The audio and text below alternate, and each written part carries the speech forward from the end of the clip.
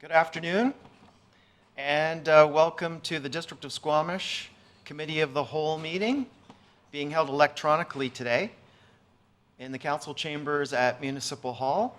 My name is John French, Acting Mayor. Welcome to the Squamish Nation Traditional Territory, where our meeting is being held today. And before we get started, I have a statement to share.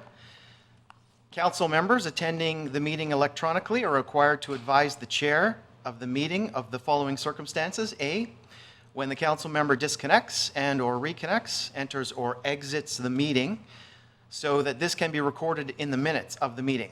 B, council members are to identify themselves when they advise the chair that they wish to be placed on the speakers list. C, with respect to a vote, council members are only required to state a nay vote. No statement is required if the member is in favor. D, council members shall put the telephone or computer on mute unless they wish to speak. E, council members shall be involved in and participate in the meeting.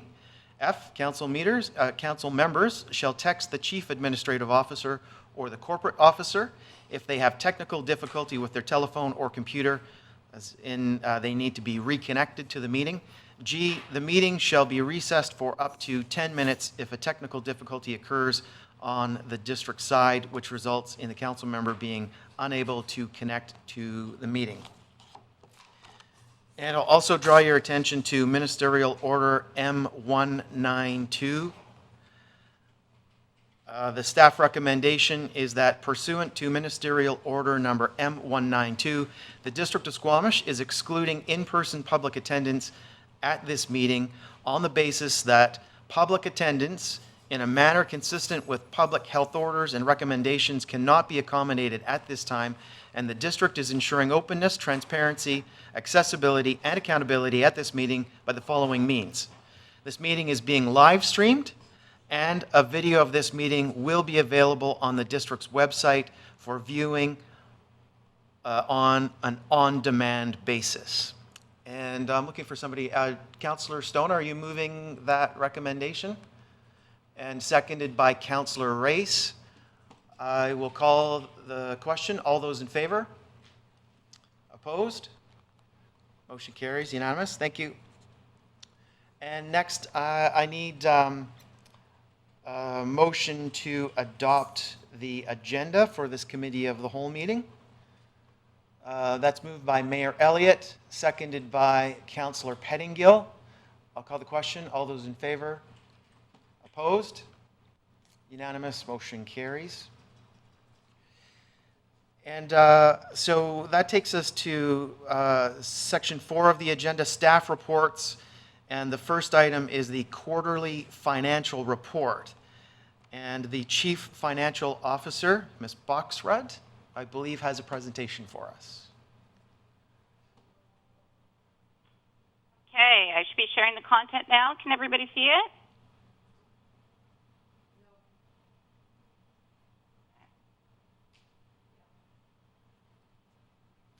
Yes, now we can see it. Okay, great. Okay, and you can see me as well? Yes. Excellent.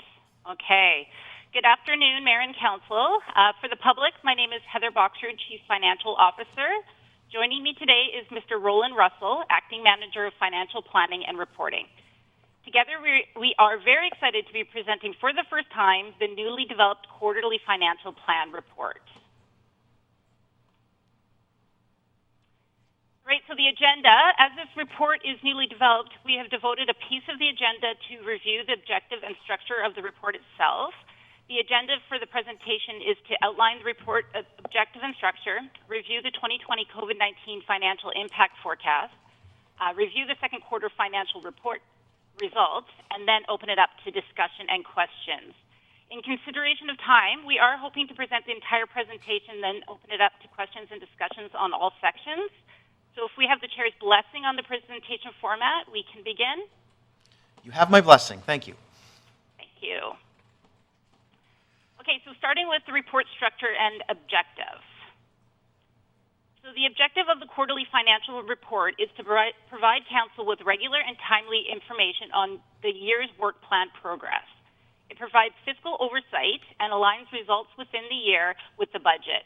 It will report on variances in operational core services and the status of the special operating and capital projects.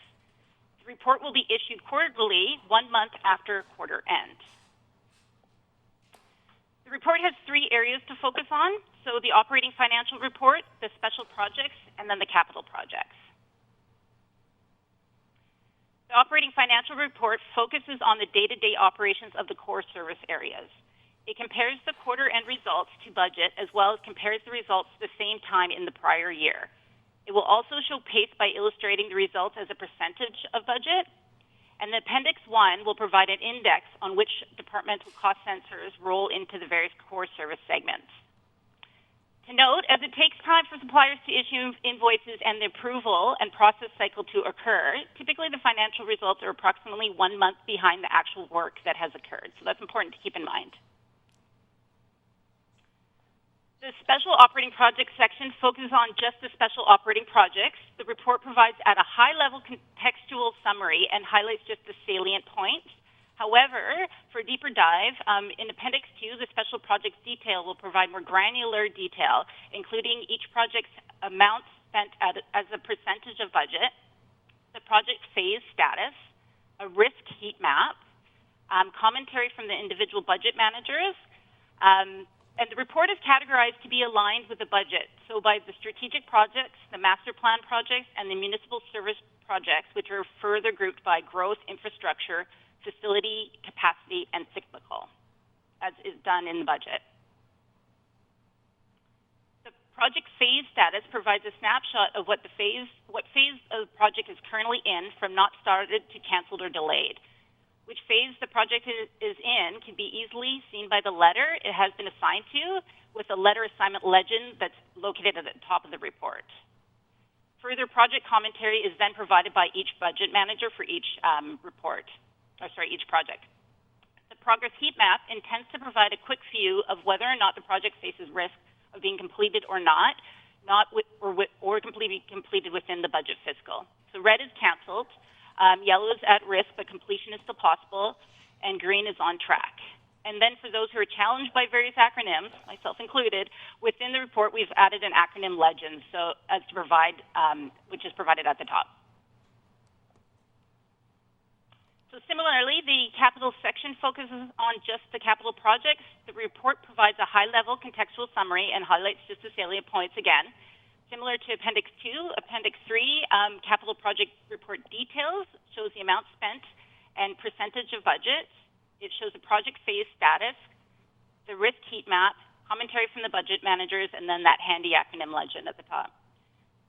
This section is again categorized in alignment with the budget categories for capital, which is by strategic projects, master plan projects, and then the municipal services projects, which are further classified as growth, infrastructure, equipment, and facility.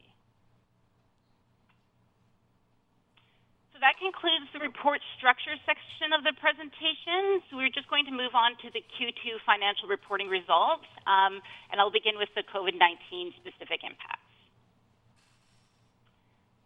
So if COVID-19 remains in the current state, the district is forecasting that all revenue losses will be offset by expense reductions.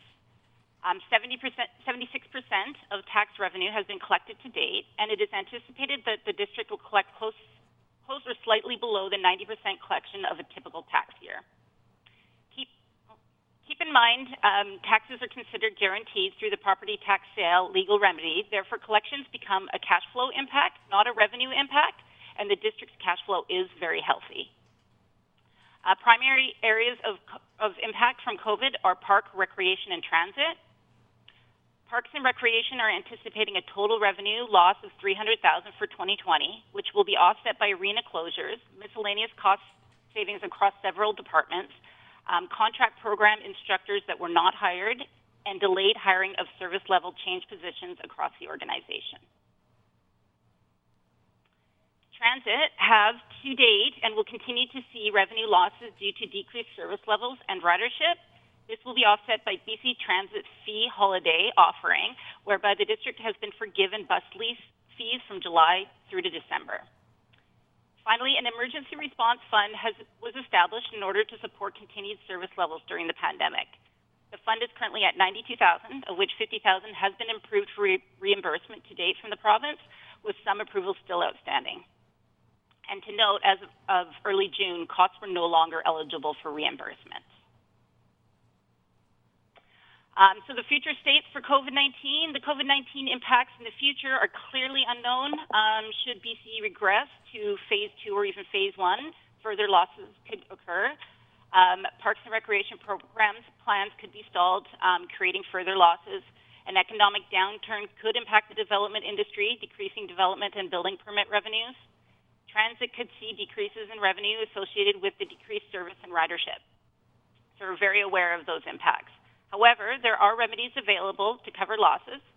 The district holds $2.8 million in unappropriated accumulated surplus, which can be used in the case of emergency. And the province has allowed municipal governments to borrow against reserves until December 2025, if necessary. Noteworthy is that the long-term COVID impacts will be considered in the 2021 and beyond financial planning process, which will begin next week. So for that, I will now hand the presentation over to Mr. Russell to present the 2020 non-COVID financial results.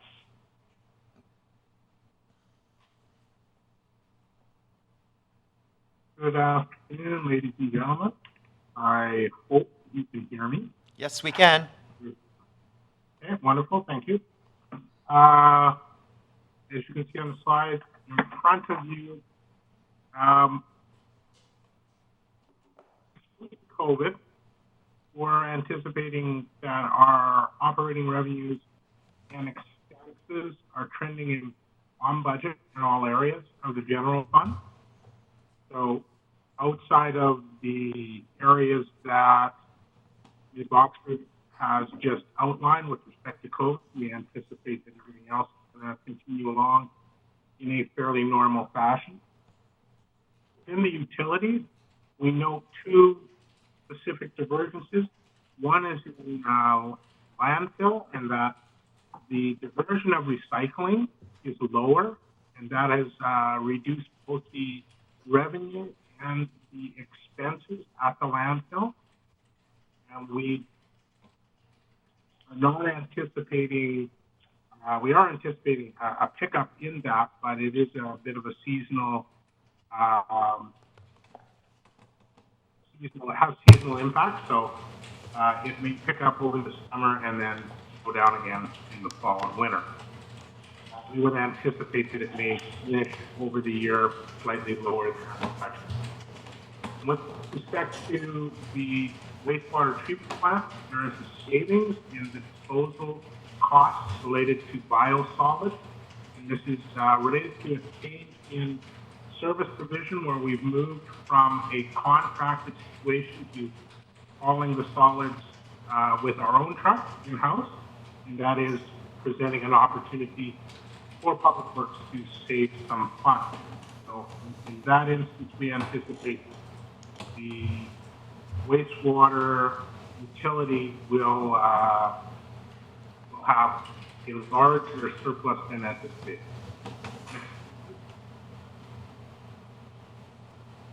When we look at the special operating projects, there are 85 in total. And as it states here, a very large number of them are in progress, well over half. And I would like to make some comments with respect to the notes with respect to the other projects. The not started, there are 20, that's 24% of the total, and it equates to approximately 23% of the dollar value of projects. The projects are 8% of the number, and they equate to approximately 4% of the overall budget. Projects are completed. And the number of projects that have been canceled are, again, 8% by number, and they equate to approximately 6% of the total dollar value of projects completed or delayed. Next slide, please. With respect to special operating projects, there's a couple of areas that we would like to mention specifically. In the environmental stewardship area, climate change action plan is underway and making good progress. Unfortunately, the estuary environmental condition plan is at risk. That is partly due to COVID impact upon that specific project. In addition to that, emergency management. The EOC has been operational during the spring.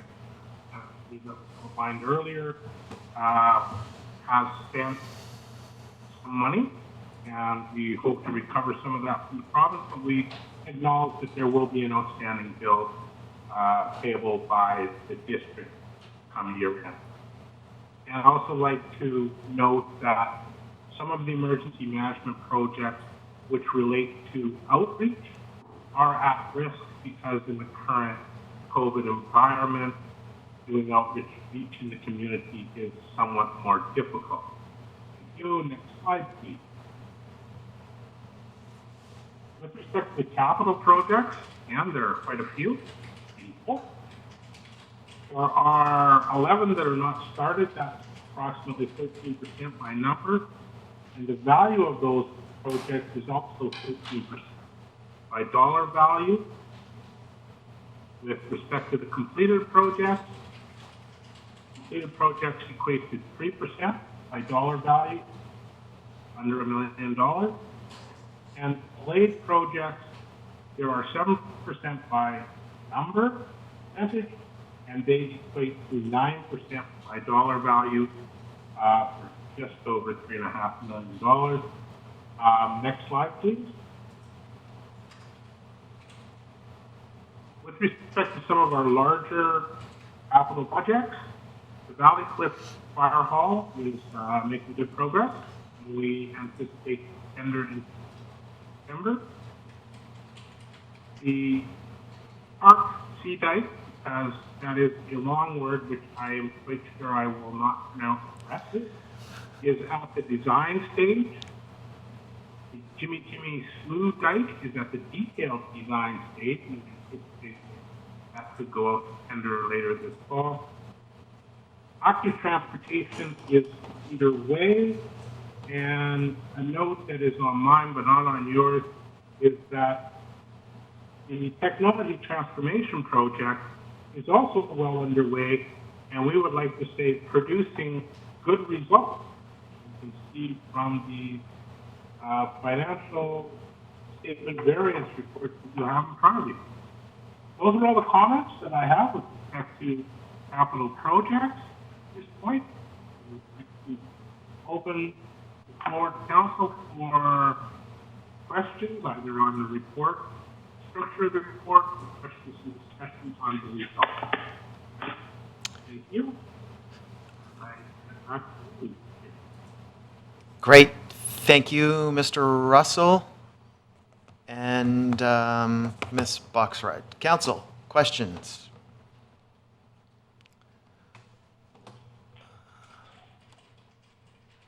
Councillor Rice.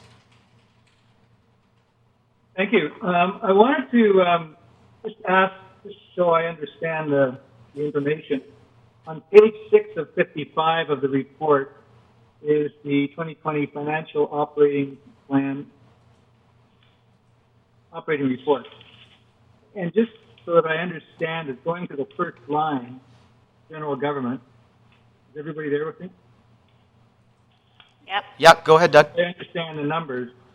So when I looked at this and I saw 2020 year-to-date actual 31,895,000, and then the total budget 34,162, and then farther on there's a 93.4%. I assumed that meant we've already recovered what we realized, 92.4% of our revenue. But earlier on in your presentation, you said that we received something like 72 or 6, I forget, percent of our tax revenue. And so I'm just trying to understand what those numbers actually represent. Yes, go ahead, Ms. Boxrud, please. Yeah, so the tax is considered guaranteed, so revenue is recognized for the full tax amount, as opposed to the collections, which is 76% of actual cash collected. So it's a difference between revenue recognition and cash collection. So what you see in the report is the full tax revenue recognized. Follow up then. Yes, please. So then what the 31.8 versus the 34.1 represents is we don't expect to receive all of what we originally budgeted for. That's just the collective number for some of the things you mentioned earlier, I think. Yes, go ahead. That's correct. So you will have portions of revenue that are not recognized in that slot, but the tax revenue specifically is recognized at full collection. So when we collect the cash in future years, if it were to be delayed, that will not come back into the report as revenue. Good. Thank you, Chair. Very good. And Ms. Boxrud, is it up to you to switch us off of this question and discussion screen so that I can see the whole group? Yeah, I can manage who has questions a little better. Thank you. Go ahead, Mayor Elliott. Thank you. One, I think this is a great report, and I'm so happy that we're finally at this stage that we can produce this. I thought it was really readable and interesting, and fills a gap in not only the community's knowledge, but I think in council's too, as we move through the year. One of the questions I had was, is it possible to call out our climate action budget items a little bit more clearly or separately? And I know we did that in budgeting, so we had mitigation, adaptation. I think they're lumped in under economic and community development, but I think it would be helpful to see that continue, if that's possible. Ms. Boxrud. Yeah, we certainly can take a look into that, and it is rolling up into the financial operating, but we can certainly look on how it's categorized and see if we can pull that out for further transparency. Okay, and then the other question I had, this is on page 15 of 55 in Appendix 2 under infrastructure projects. There's 2 solid waste outreach and engagement, and one was delayed and one's in progress, and I wasn't clear on which projects we're speaking about. Yes. One says solid waste bylaw update, outreach and engagement, solid waste. The other one said solid waste bylaw outreach, solid waste. Go ahead. I'll have to defer to the GM of that area, so I believe that's Gary. Or Roland, if you do know, you could perhaps add some context there. Mr. Russell, go ahead. Yeah, what I could add is, to the chair, to answer this question. A portion of this project was carried forward to $6,500 related to the bylaw. And to update the bylaw, we need to be able to do more extensive public relations aspect and meet and greet, so to speak, which obviously within COVID scenario is not, we're not able to proceed with. So that's the piece that's on hold at this point. The other portion is related to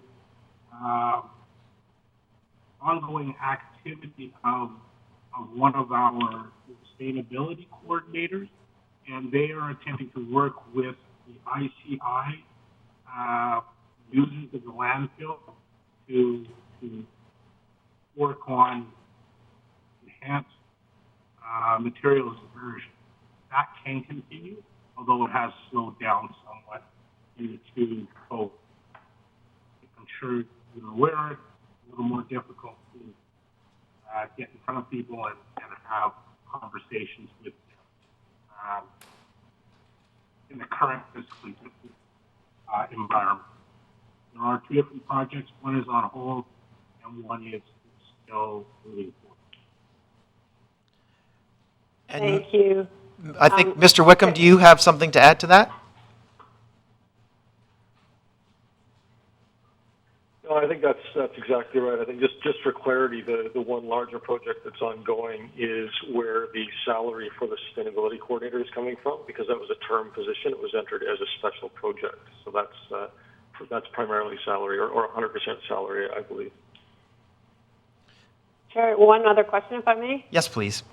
On page 19, this is Appendix 3, right at the end, in our capital projects, we removed in the amended budget the Brennan Park Recreation Center renovation number 1 because we didn't receive a grant. Subsequent to that, the federal government announced a new round of ICIP funding. So if we wanted to resubmit, would we have to amend our budget, or? So I'm wondering if we actually removed it from the budget or we've just canceled the project so that we have space if we want to apply under the new ICIP grants for that. Okay. Staff, who gets this one? This is Roland Russell. The program was removed during the amendment to the financial plan. So we no longer have that project within our 5-year plan for 2020 through 2024. Given the timing of grant submission and grant approval, it's reasonable to estimate that we could include a project similar to it in the 2021 to 2025 program and apply for a grant at this time on the basis that if the grant were approved, then we would move forward with the project. At this point in time, we would not be able to undertake any other than a grant application in the 2020 fiscal year. We would be required to wait until 2021 to add the project. Thank you very much, Mr. Russell. Okay, and Ms. Golbeck apparently would like to contribute to this as well. Please.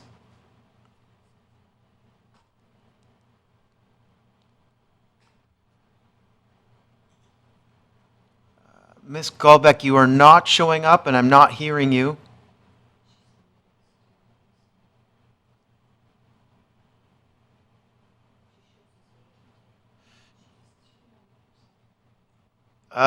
You're showing as muted, Ms. Golbeck.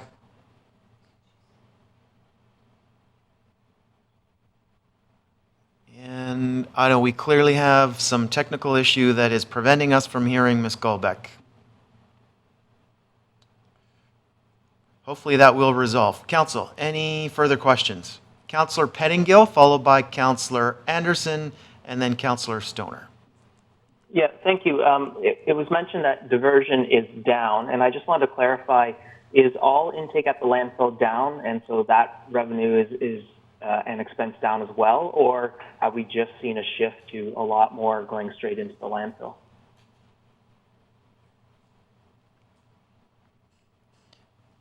And who is this one best answered by? No takers, Councillor Pettingill. Mr. Wickham, can I look to you for anything on this?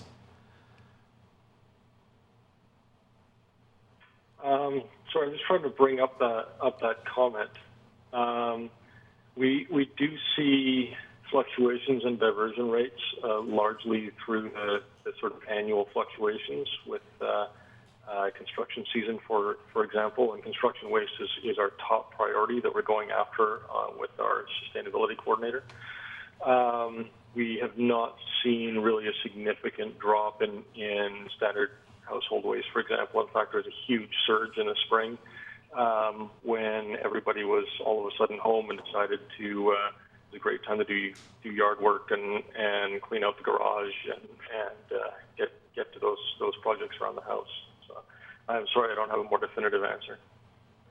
Okay, thank you. I'm not sure if this is the time to dig into it more, but that does sound like something that may need attention in the context of the rest of our policy. Just want to also, I understand that one of our emergency plan consultation projects is at risk. And I just want to understand a little bit what our plans are around that, just thinking that despite COVID, the risk of an emergency isn't going away, especially with climate change and so on. And, pandemics are part of climate change and all that. So I am a bit, I understand the current context, but just like to, is this something that we're just going to push off, or do we have a change in direction plan? Hi, through the chair. Am I back? Can you hear me? Yes, Ms. Golbeck, go ahead. Oh, good. You know what? I'm getting a little bit more detail on that from Megan. If you just give me about 2 minutes, we can circle back to that question, if you don't mind. Okay. Okay. I will cede the floor for now then. Thank you. Thank you. Thanks. Councillor Anderson.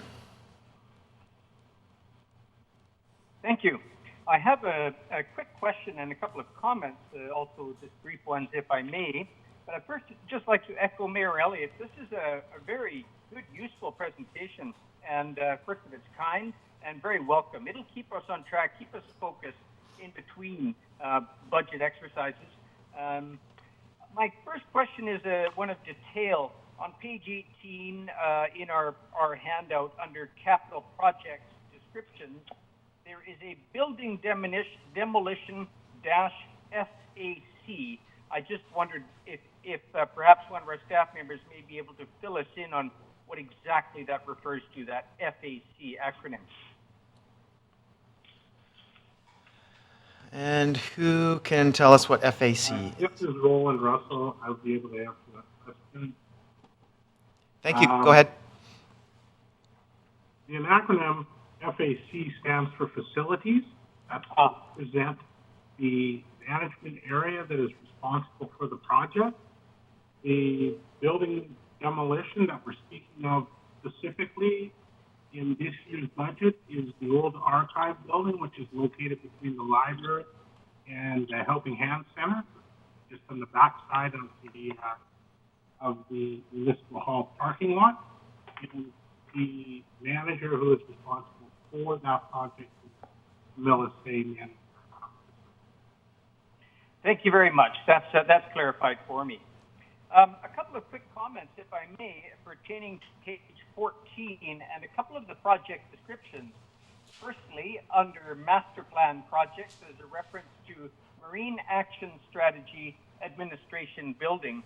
And the comment I would make is that when we have a master plan like the Marine Action Strategy, which is broken down into 4 focus areas, and there's a lot of complexity, I might suggest that we try to, it may be a bit of a puzzle for some to see what that is.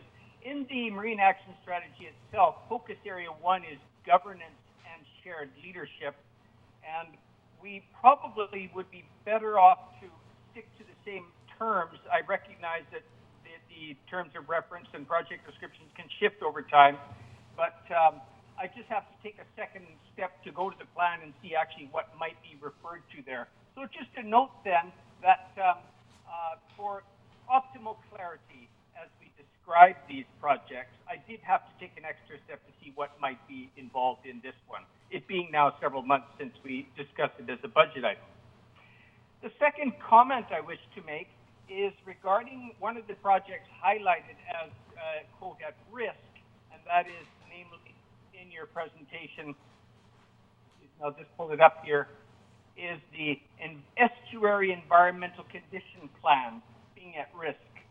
I'm actually not so concerned about this because I have a broader concern about the terms of reference not being clear. And here again, the description. Because if we are talking about the Squamish Estuary Management Plan and or the Squamish Estuary Management Committee, these are not council initiatives. These are broader than this, and they do not only concern estuary environment, but other topics as well, socioeconomic, if you like. so that I would welcome a better discussion in time, in the fall perhaps, as to what the terms of reference may be for that project. And I think this is very important because some of the key stakeholders are asking, after all, the Estuary Management Plan review was a project initiative that the district was spearheading that was left unfinished. So there is a little bit of confusion in the community on this general topic of what's with the Estuary Management Plan. So I'm actually, I'm happy to see a pause on this. And if you like, if it's at risk, that's fine. It's most important that we do really good engagement with that very complex and challenging topic. Thank you. Thank you, Councillor Anderson. And Councillor Stoner, just before I go to you with your question, Councillor Pettingill's question that needed some assistance from Ms. Latimer. Apparently, we have an answer with Ms. Gulbeck. Go ahead. Hi, thanks for that. I just wanted to confirm whether or not we were targeting end of the year or spring next year. So we've had to change modalities, so the communication and engagement modalities, of course, given the context of COVID. And so building on the success of the environment, the SEEP plans, webinars, and virtual engagement, we're going to be doing that kind of work in the fall.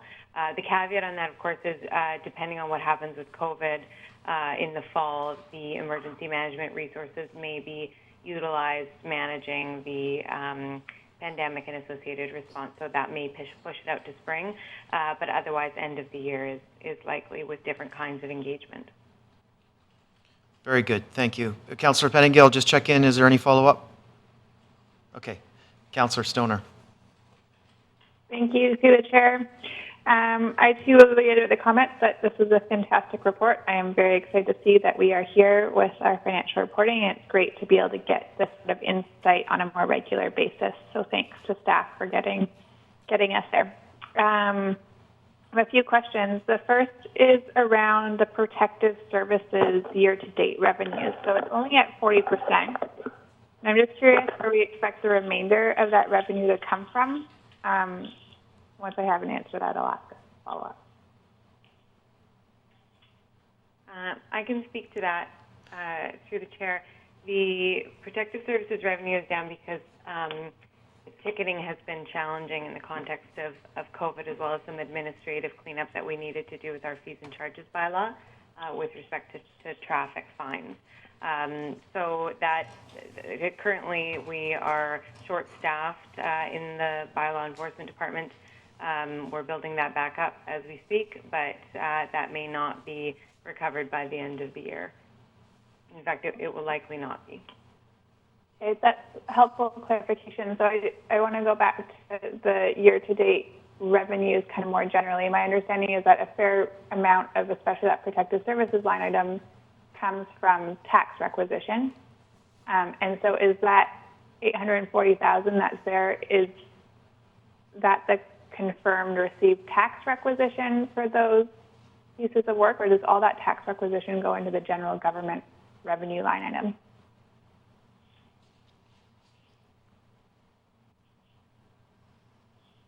Heather, are you able to speak to that? Yes, go ahead, Ms. Boxrud. I'll defer to Roland or Mr. Russell. However, I believe that all tax will run through the general government revenue. The protective services would not have a tax piece. Again, I would have to defer the details to Roland at this time. I'm not sure if you want to speak to that further. I would be happy to. Thank you. To answer the question, the revenue that you are referring to within protective services is made up of ticketing revenue. The other significant source of revenue in protective services is building inspection revenue. The building inspection revenue is down so far this year. We anticipate that revenue loss in building inspection will remain over the remainder of the year. So it's being caused by two factors. One is what was alluded to, reduction in ticketing, etc., related to bylaw, and the other area, reduction in building inspection. reduction. That being said, in full agreement with the comment from Ms. Boxrud, the revenue here does not reflect tax revenue. It reflects revenue for activities undertaken by area, so in this case, all the tax revenue counts. Councillor Stoner, Mr. Russell's audio was a little low here at Master Control. Were you able to hear that all okay? Yeah, I made out with it. It was a little bit difficult to hear at times, but I think I got everything that he said. I think that's a helpful distinction. I think just knowing that all the tax revenues going into general government is helpful. The reason why the question came up is that I think about when we send out our tax requisitions and we mail them out to everybody, it actually has a percentage. I think it's 20-something% of that tax requisition is allocated to protected services. So I was trying to get those two things kind of clear in my mind. But it's helpful to know that all of that's going into general revenue. My second question was around the provincial coverage of the EOC expenses. It's great to hear that we're at about 50,000. I'm just curious, staff have mentioned that there are additional costs that we are still waiting to see if they're going to be eligible. Do we know how, if those were to all be covered, how far that would get us towards the 92,000? Go ahead, Ms. Boxrud. Through the chair, at this point in time, we don't know for sure. The eligibility criteria has been quite vague. So the way we have been going about getting the reimbursement is to really just apply for it and hope that we'll get the reimbursement back. So it could be anywhere from 50% to the full amount. At this point in time, we don't know for sure. Thank you very much for that clarification. And just one general comment for future, it would be helpful just to add numbers to the lines in the Excel sheet to facilitate discussion. So if people are trying to reference specific items in the Excel sheets, we can reference line items. Very good. Other than that, great. Thank you very much. Thank you, Councillor Stoner. And Councillor Race, I saw your hand. I want to check in with Councillor Herford because in our first go-around, we haven't heard from you. Councillor Herford, do you have anything at this point? I more had comments than questions, but as I'm put on the spot, I'll happily share some comments now. I did enjoy the report, and I always I think we around the council table wrestle with going into specific work plans to understand what's happening, and I think this is a far better way to go than digging too deep into the nuts and bolts of it and getting these overviews, and then it can maybe highlight areas we need to dive further into. And I was blown away with the amount of green in the on these charts, and very impressed as an organization how much you've been able to get done and continue to move forward on important projects through what has been a really wild ride, for a lack of a better way to put that. So good work to everyone there, and thank you so much for this report. And I don't have any specific questions at this point, however. Thank you, Councillor Herford. Councillor Race. Thank you. Actually, and I didn't make a comment before, but I also, when I was going through the reports, enjoyed the format. It was quite readable, and the bar graphs especially, which we haven't referred to, I thought were helpful. Some of the breakdowns in specific areas, just to get a quick visual of it. But I had my hand up more for a question, and the detailed capital project report, the heat map, as you call it, where there's red.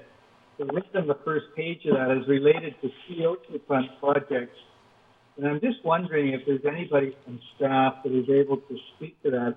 They all indicate that they're delayed until next year, but that sort of line item has been going on for a couple of years now, and I'm wondering if there's anybody from staff that can discuss any part of that or has any information we can share today. Okay, thank you, Councillor Race. Ms. Boxrud, are we over to you for that to answer? Through the chair, I would defer to staff on the details of any of the projects at this point in time. And sorry, for clarification, Councillor Race, I'm not sure everybody heard exactly which project you're specifying. If I might, Chair. Yes. I'm on the detailed capital project report, and it is municipal service projects and growth projects, 3 oceanfront projects, infrastructure projects, including the park and the oceanfront park, and they're all noted with a Z as delayed until next year. They're the red ones just down the bottom third of the page, and those are the projects I was thinking of. The oceanfront project generally really, I think, seems to be put off the year from anything meaningful, and I was just curious if staff had any insight to that. Okay, and Mr. Wickham has an answer for us. Through the chair, I guess I have a partial answer, perhaps. I'm not directly involved in those projects. I can't speak to any of them on an individual level. And those projects are being executed by the developer on the developer's schedule. Just because of the way that they work as DCC projects, we do have to have them in the 5-year plan in order to spend them. There's no tax implications. It's DCC funds that we're putting out. If the project doesn't go ahead, then the DCC funds just stay in the reserve. So I believe that the philosophy is to get a listing from the developer on those projects that, in the best case, they may complete in that year, just to make sure that we can legally produce the funds that we owe. But they do have a tendency to slide into the next year with no financial implications for the district. And Ms. Glenday, please. You're still on mute, Ms. Glenday? Sorry. I'm also hearing through the question concern generally and wanting detail on the project itself and why the project is delayed. And unless Mr. Marrow is on the phone, on the meeting, we would have to bring that information back to council. I see Gary here as well, so I'll get confirmation from staff here, and if not, we'll bring it back. Yes, go ahead, Councillor Race.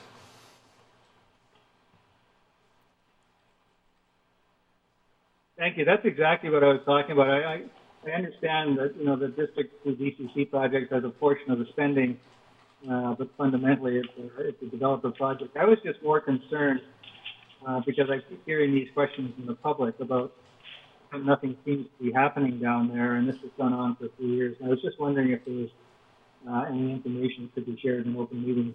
And I think it's just more to help the public as well as councils. I'm just wondering what is happening. Okay, Councillor Race. Today, then certainly sometime would be appreciated. Mr. Buxton is showing up on my screen. I want to just explore. Mr. Buxton, do you have something to contribute to this? Yes, I can certainly, if council can hear me. Yes, please go ahead. Okay, good. The initial design on the park, that was costed, and there were issues with design and budget, so they had to go back into that. The park design is also somewhat impacted by the fish window. There's only a certain point in time in which you can work in the intertidal zone. So if you miss it in 1 year, you are effectively then into the next year. The applicant is stockpiling materials on the site as we go. You can see that material accumulating on site.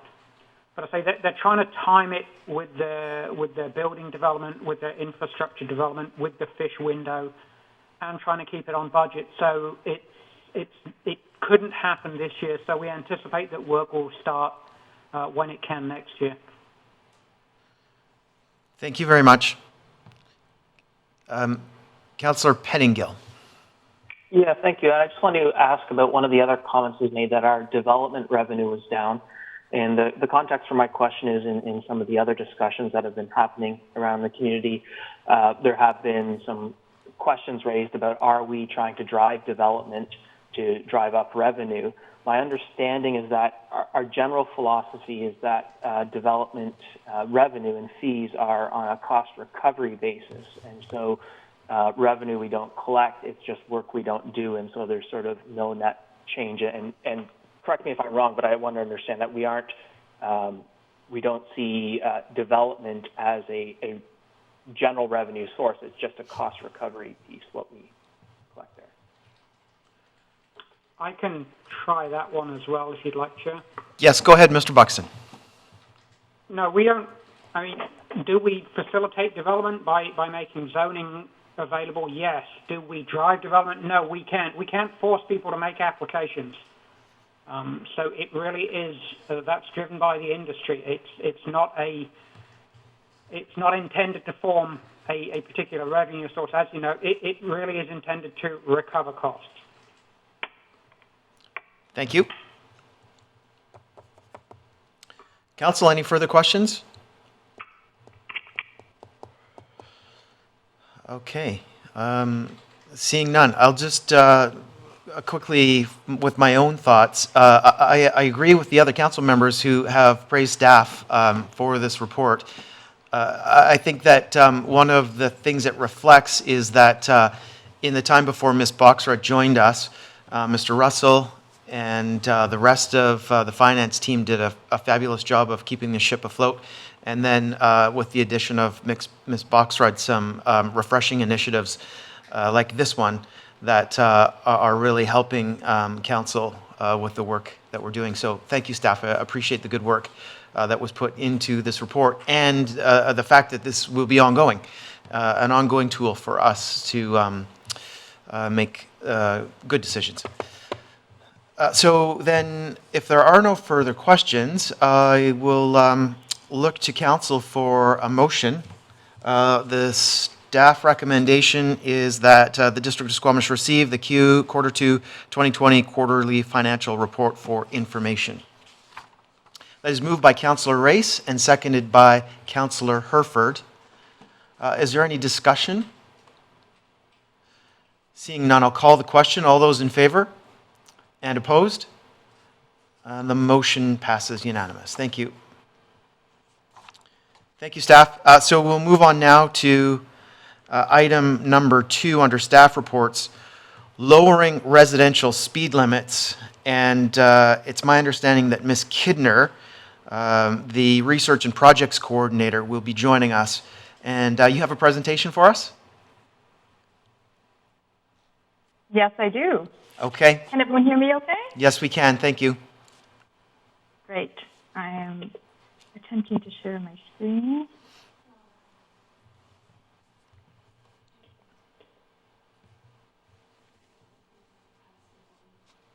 Oh, and it's not allowing me to do so. We are working to pass you the baton or something along those lines. I will await with hands outstretched. The digital baton. There, you should have it now. Great. So as we get this set up, I'll just introduce myself. Here we go. So good afternoon, Mayor and Council and District staff, and for those of you who are tuning in online, as Councillor Race mentioned, I am Keely Kidner, the new Research and Projects Coordinator. However, I'll be speaking today about lower residential speed limits, which is a collaborative project with Dora Gunn that we have carried over from my work as Outreach Sustainability Coordinator. So just a reminder to everyone that I am hard of hearing. I have some pretty impressive technological help right now, and I'm currently using my hearing aids like headphones, but I still may need to read your lips at times. So if you could try not to cover your mouth when speaking, that would be great. All right, so as I mentioned, we'll be discussing lowering speed limits, and this is the first large discussion we're having on this topic for quite a while. So I'll spend some time discussing the background to speed limits reductions, and then I'll outline some of the possible scenarios that will be available to us. Just a bit of background. Last year, Council asked staff to research possibilities for speed limit reduction. And as you may know, the Provincial Motor Vehicle Act, or the MVA, regulates speed limits on highways and within municipalities. Highways are regulated at 80 kilometers an hour as a default, and municipalities at 50 kilometers an hour. Now, these can be changed through the passage of municipal bylaws and the installation of appropriate signage to designate different speed zones. However, at this point, a blanket default speed limit change is not within a municipality's power under the MVA regulation. So this has led to a number of resolutions calling for lower default speed limits. Most recently, the last one was passed in 2019. And in response, the Ministry of Transportation and Infrastructure, or MOTI, has declared that there may be an opportunity to pilot default speed reduction through an added part to the MVA, Part 13, which allows pilot projects to test MVA regulations. MOTI has indicated that the next round of projects may be focused on the safety of vulnerable road users. They just completed some pilot projects applications around micromobility in the first half of the year. In the second half of the year, they're looking at vulnerable road users, which could include default speed reduction pilots. The pilots would run for 3 years, after which any of the projects would be repealed, so speeds would return to current regulations. The application process has not yet officially been announced, although it's expected soon in order to be completed by the end of 2020. So why reduce speed limits? There's quite a variety of research out there that looks at different variables and measures things differently.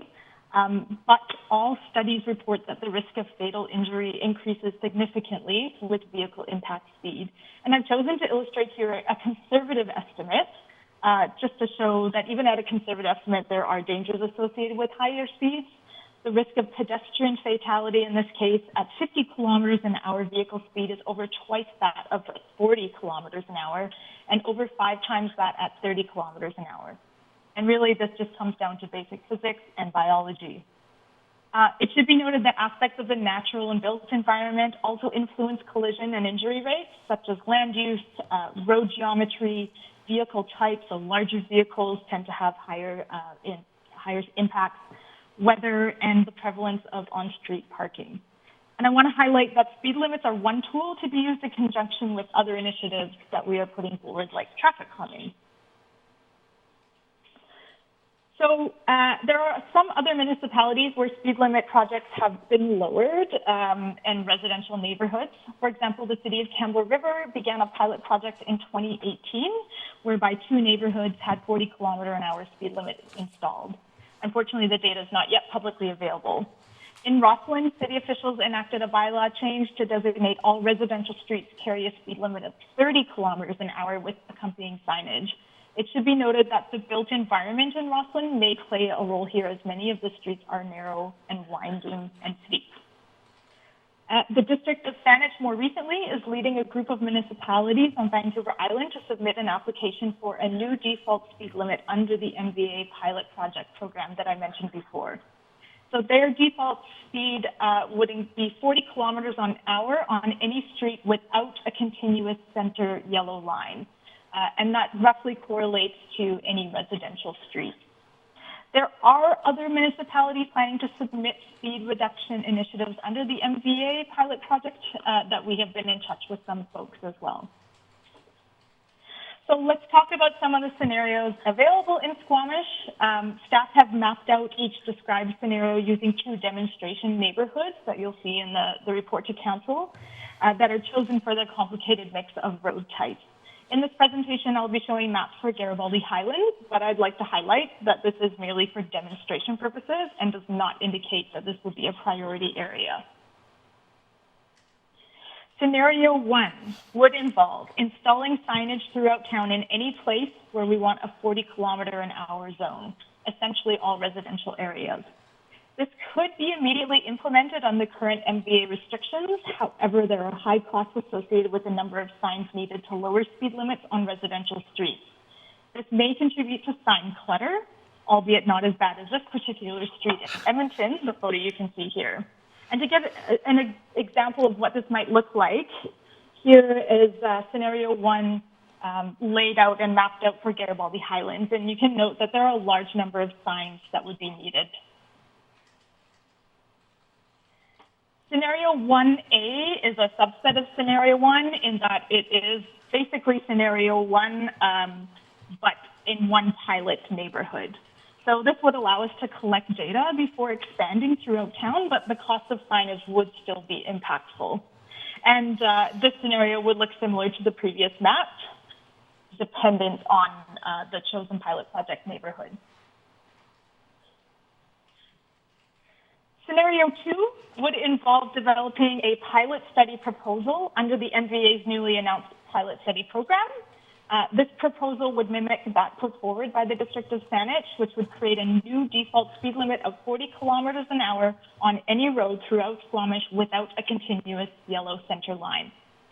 Staff have been in touch with contacts in Saanich, and we would be able to share resources, which would reduce staff time and thereby cost in putting this together. However, this option would still require an application to MOTI to be approved and would likely result in the need to review road markings in Squamish to see which roads have yellow lines and which roads don't. Still, the yellow line designation roughly corresponds with residential areas in Squamish, effectively lowering speed limits without the need to install costly signage. So here's an example in this map. You can see the orange areas are streets with no yellow line and would therefore be designated at 40 kilometers an hour. Scenario 3 would see staff develop a different pilot study proposal under the MVA's program, creating a 40-kilometer speed limit across all of Squamish. As a pilot, this would not require the installation of signage, but would likely require significant staff time and possible consulting costs as well. There may also be a greater impact on transit in this scenario, with the possibility of delaying service if all routes are reduced to 40 kilometers an hour. So that would need to be reviewed as well. And this is how our demonstration neighborhood would look with the uniform 40 kilometers an hour speed limit. You can see that all streets are 40 kilometers an hour except the school zone. A final scenario would involve expanding our already existing neighborhood way program. These would be added over time, possibly at the request of residents. A staggered approach like this means that enforcement needs and costs would be shared over multiple years. However, staff time would be needed to administer the program, and signage costs would still be impactful. And this may result in fewer streets being treated overall, since it would be done on a piecemeal basis.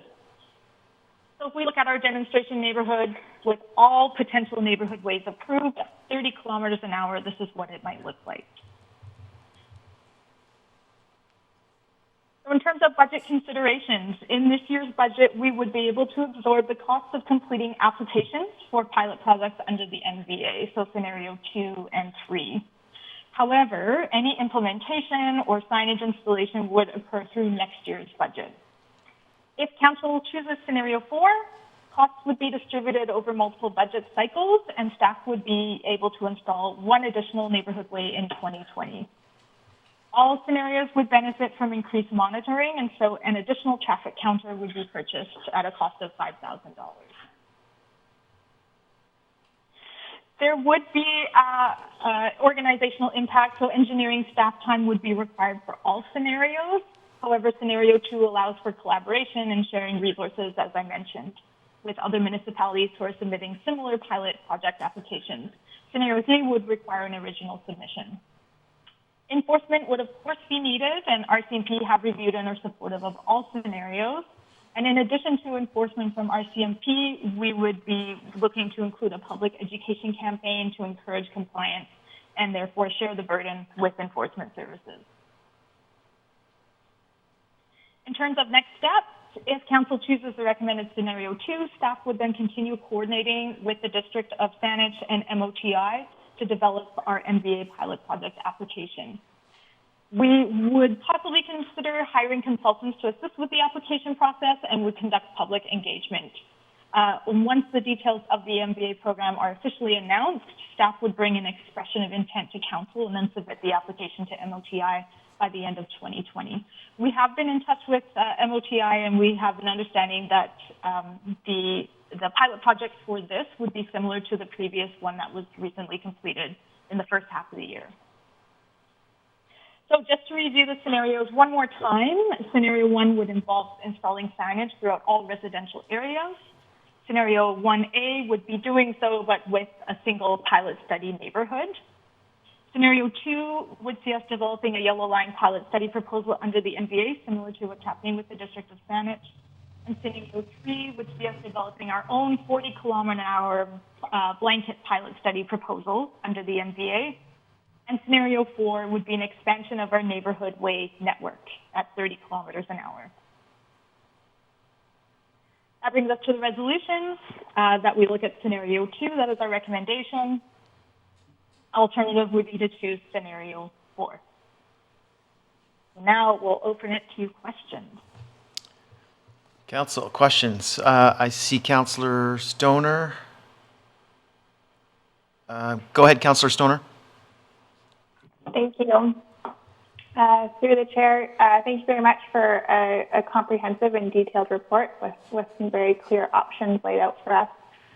I'm just curious, under Scenario 2, it means that many of our key corridors, I'm looking at Highlands Way, Perth, where we do get a lot of community feedback around speeding, still stay at 50 kilometers an hour. And so I'm curious why staff's perspective or proposal is to go for Scenario 2 when it's not addressing some of the key areas that we know are big issues for our community.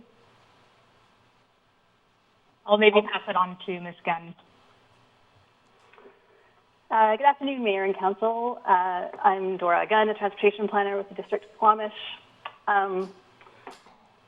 So I guess in considering this, we were trying to balance passage and place. So you don't want to have all your roads being really slow roads, really slow local roads for place, and we don't want all the roads to be highways, designed for passage. So there's some balance somewhere in there, and figuring out exactly where that balance is always a bit of a tricky thing.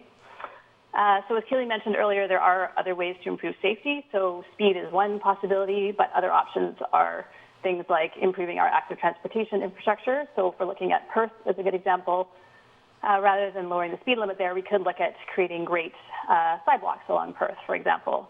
So we felt like this is a reasonable balance. So leaving some roads where passage is still prioritized, but then working to address the safety issues on those roads using other mechanisms.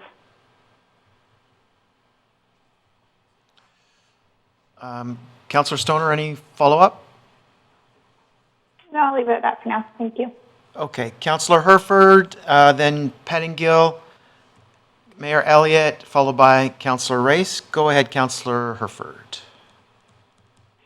Thank you. I was curious about the criteria used to select which roads we paint yellow lines on to date, seeing as we're now using this as another indicator, and then with that being the indicator, would staff recommend going and removing yellow lines from certain sections of road, seeing as we're now using this to signal something additional that may or may not be appropriate for that road? Which I think is maybe another framing of Councillor Stoner's question, kind of along those. Yeah, so through the chair, this would definitely involve a review of yellow line markings in town.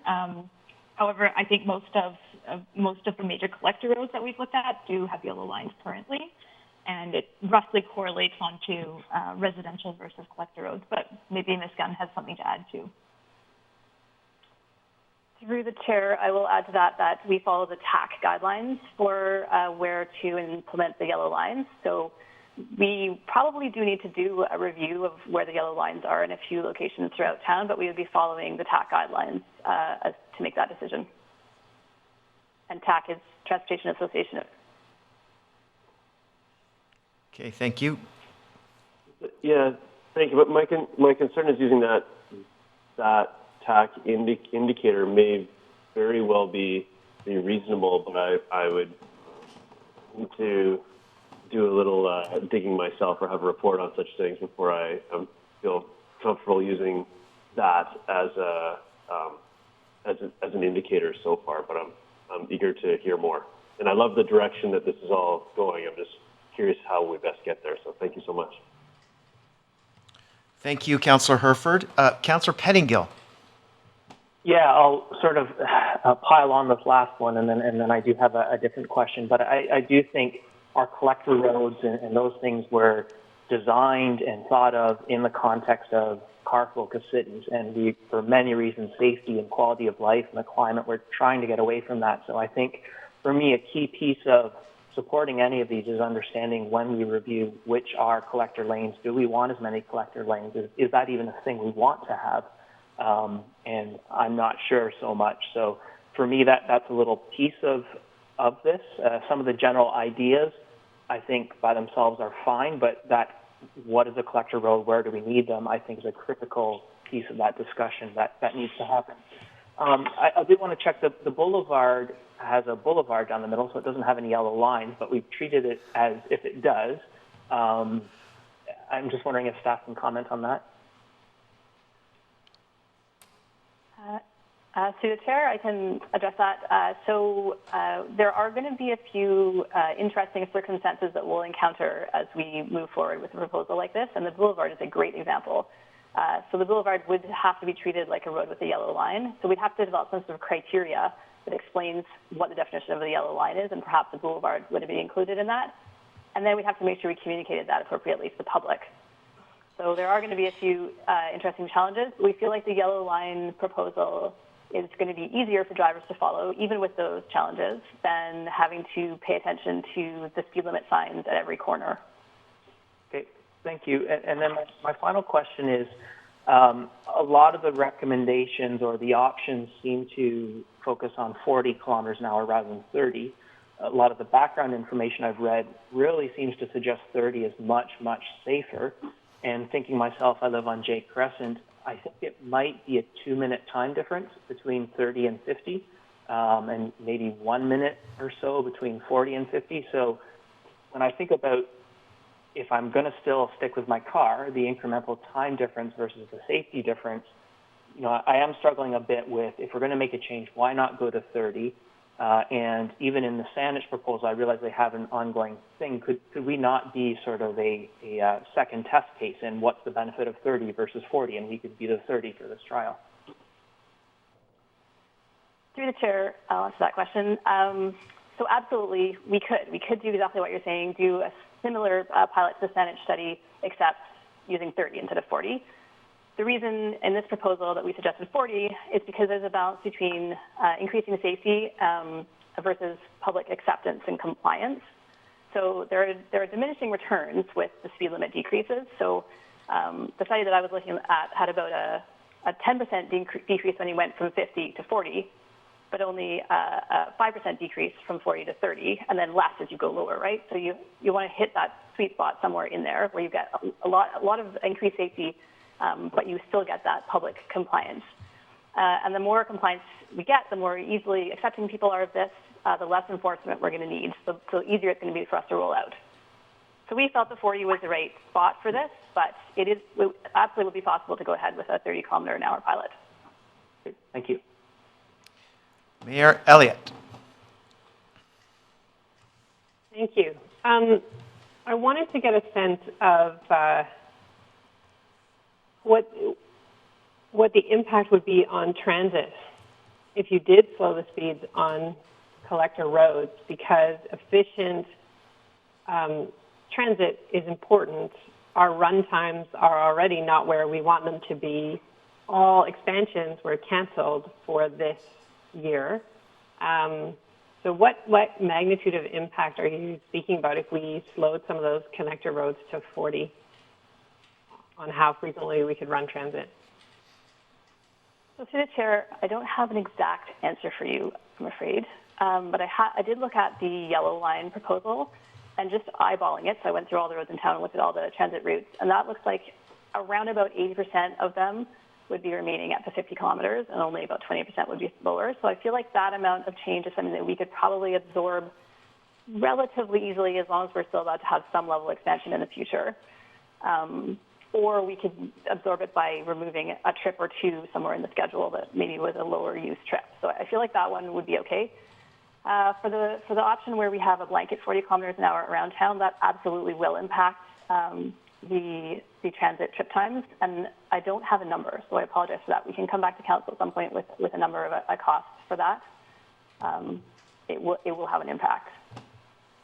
Which is why you're recommending for the pilot project that we go with a yellow line, not a blanket, because we're already trying to build back up transit from a deficit due to the pandemic. My other question is around, I know that we've used Garibaldi Highlands as an example, but that doesn't necessarily highlight the fact that there are more dense neighborhoods where speed is an issue. Or acknowledge that there's lots of hotspots around town. I know that Garibaldi Highlands has taken up a lot of airtime lately, but in the past, other neighborhoods have. So if we go forward with option 2, it'll cover all neighborhoods. Is that right? Correct. Okay. And then when I was looking at the maps, have we overlaid your example maps with the safe routes to school, or would we do that as part of the pilot so that we could see how to align where we're suggesting kids walk with where the speeds would be lower? Through the chair, absolutely. That's something that we'll be considering, and one of the reasons we chose these 2 neighborhoods with school zones so that we could look at the safe routes as well. Thank you. Great, thank you. Councillor Race, I have you next, and Councillor Stoner, I saw your hand. I want to put myself in before we come around for round 2, and Councillor Herford, I see your hand. Go ahead, Councillor Race. Thank you. Just a couple of questions at this point. I can understand the need for signage, if you're flipping back and forth between 50 and 40 or something like that. And I think you made the comment that there has to be a sign at each intersection, and that can be a significant part of the cost of this. But looking at the Highlands as an example, if we decided that the entire Highlands neighborhood was going to come to 40 kilometers, for example, would we be able to just get away with signs at the bottom of Highlands Way South and Skyline, the 2 access roads right now, or would we still have to put signs at every intersection to remind people that the speed limit is now 40 as opposed to something else?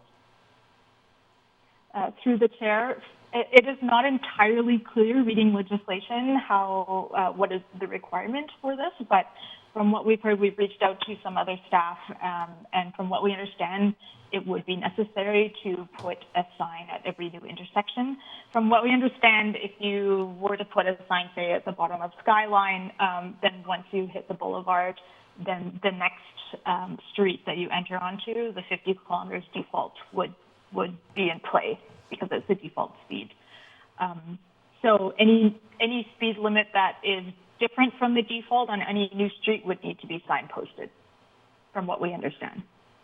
And just to be clear, just to add to Dr. Kidner's comment there, that is only in the scenario 1 where we're just going permanently no pilot project or whatever. The way the legislation is written now, it's not enforceable if there's not a sign on that street.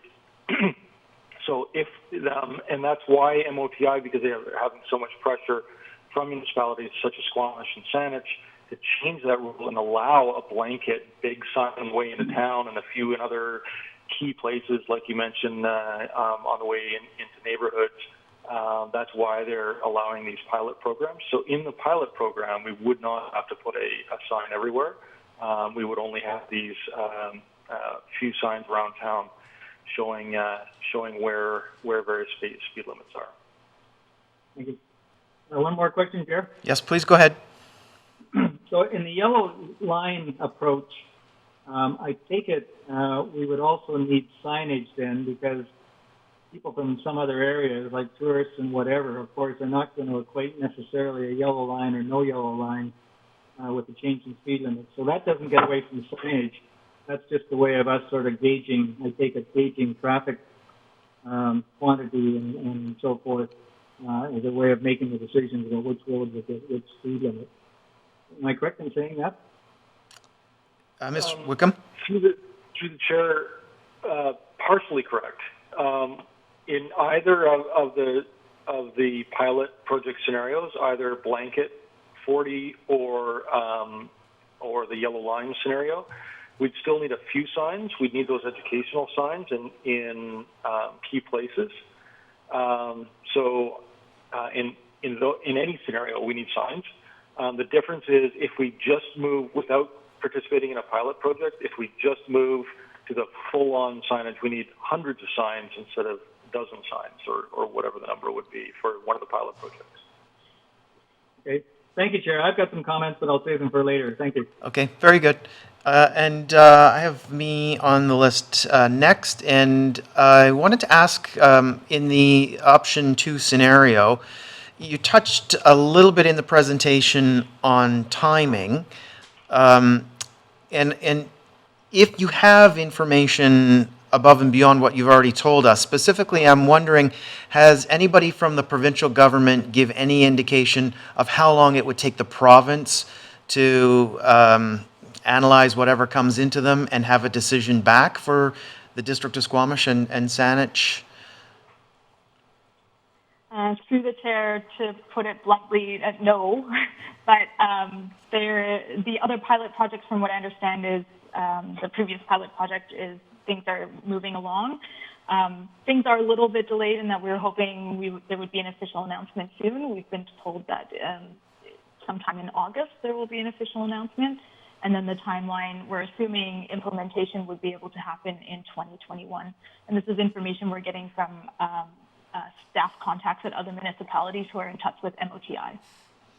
Okay, I mostly anticipated that would be a gaze into a crystal ball question, so totally get that answer. And just thinking a little bit longer term, to the point when we get to something in place, whatever it is, has any thought been given into long-term communications? And I'm thinking along the lines of social media campaigns that are ongoing, so that this isn't like a one-time blitz of, okay, community, our speed limits have changed in neighborhoods, and then we all move on with life. Or will we see some kind of ongoing reminder for folks that these limits are changed? Through the chair, so staff have completed some research looking at not just compliance through enforcement, but compliance through culture change, and there's a lot of interesting ideas coming out and things that can be done. So staff would definitely work with communications to help create a culture of compliance, if you will, and make compliance slowing down the norm.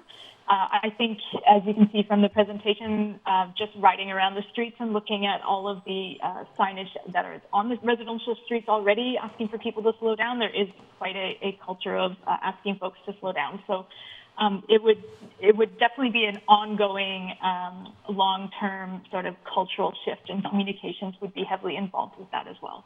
Okay, perfect. Thank you very much. Councillor Stoner, I have you next, and Councillor Herford on deck. Thank you. Through the chair.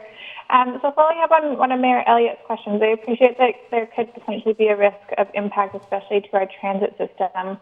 I want to clarify, if we were to go forward with a pilot program similar to the Yellow Line, but do 30 kilometers an hour in neighborhood streets, is that, I'm assuming that same kind of 80% mix that you spoke to, Dora, will still hold, so it still may not have a huge impact on our transit system? The chair, yes, that's it definitely is 80% still would hold, and the difference between 40 and 30 isn't huge. So I think that would be something we could still accommodate relatively easily. Okay, thank you. And then following up on this culture of compliance consideration and how easy it is to message, my sense is that it'll be easier to message a blanket single speed limit as opposed to variations with a yellow line, and I'm just curious if staff have given that some additional thought in terms of the pros and cons of communicating those two things. Through the chair, yeah. So a blanket speed limit is definitely, easier to message in the fact that Squamish is a 40-kilometer-an-hour zone. However, achieving compliance in some cases may be difficult. So what tends to happen is if on certain streets people are traveling 50 kilometers an hour out of compliance, then you get driver behavior where people are traveling to the speed of traffic, but also starting a vicious cycle of non-compliance. And so in some ways, if we can get most folks complying, there will always be some who don't, but if we can get most people complying, then we can start that virtuous cycle of compliance. And in that case, it may be easier to achieve with a 40-kilometer while keeping some places that are staying at 50 kilometers, if that makes sense. Yeah, that's helpful. Thank you. And then one further question in terms of kind of the overlays that we're doing, consideration of overlaying this with our active transportation network. So most of our existing infrastructure is on those collector routes. So we have a sense of what impact kind of vehicle speed has on apparent safety of bicycle traffic along those sorts of routes. Through the chair, I'll try to answer this. So far, I wouldn't necessarily say that we have more active transportation infrastructure on our collector routes, in maybe bike lanes, but not sidewalks so much. So I think that if we were to go ahead with this, especially if it was to be more a long-term thing and less a pilot, but even under the pilot scenario, it might encourage us to focus some more attention on our collector roads. And in fact, our collector roads, particularly our collectors in residential areas, is kind of a category of street that's it's something that I'm trying really hard to find funding for us to focus on anyways. So I think moving forward with this would really focus us on those streets. Thank you. Thank you, Councillor Stoner. Councillor Herford. Thank you, and I'll echo the mayor's sentiment that there are other areas that are well documented throughout our community besides the Highlands for the speed, but I appreciate it as a little case study. So using it as that case study, as that's where most of the work's been done as presented, the Highlands Way North has a yellow line. So earlier in the year, we talked about traffic calming and things we could do there, and ways that we could manage the traffic flow, including some restrictions at the top and where the connectivity actually is. So it got me to thinking, with these changes in the speed, I'm surprised at how small the difference is between 50 and 40 and I see 50 and 30 being a more dramatic change.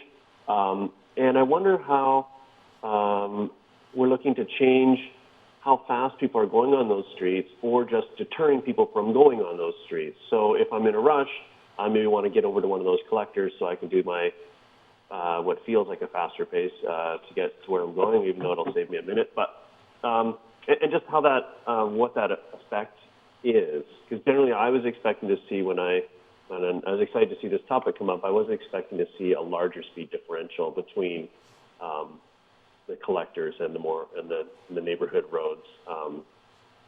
So maybe that piece about pulling traffic to collectors and whether this maybe falls into the unintended consequences category or maybe it's intended consequences. I can speak to that. Through the chair, so Highlands Way North is actually an interesting example.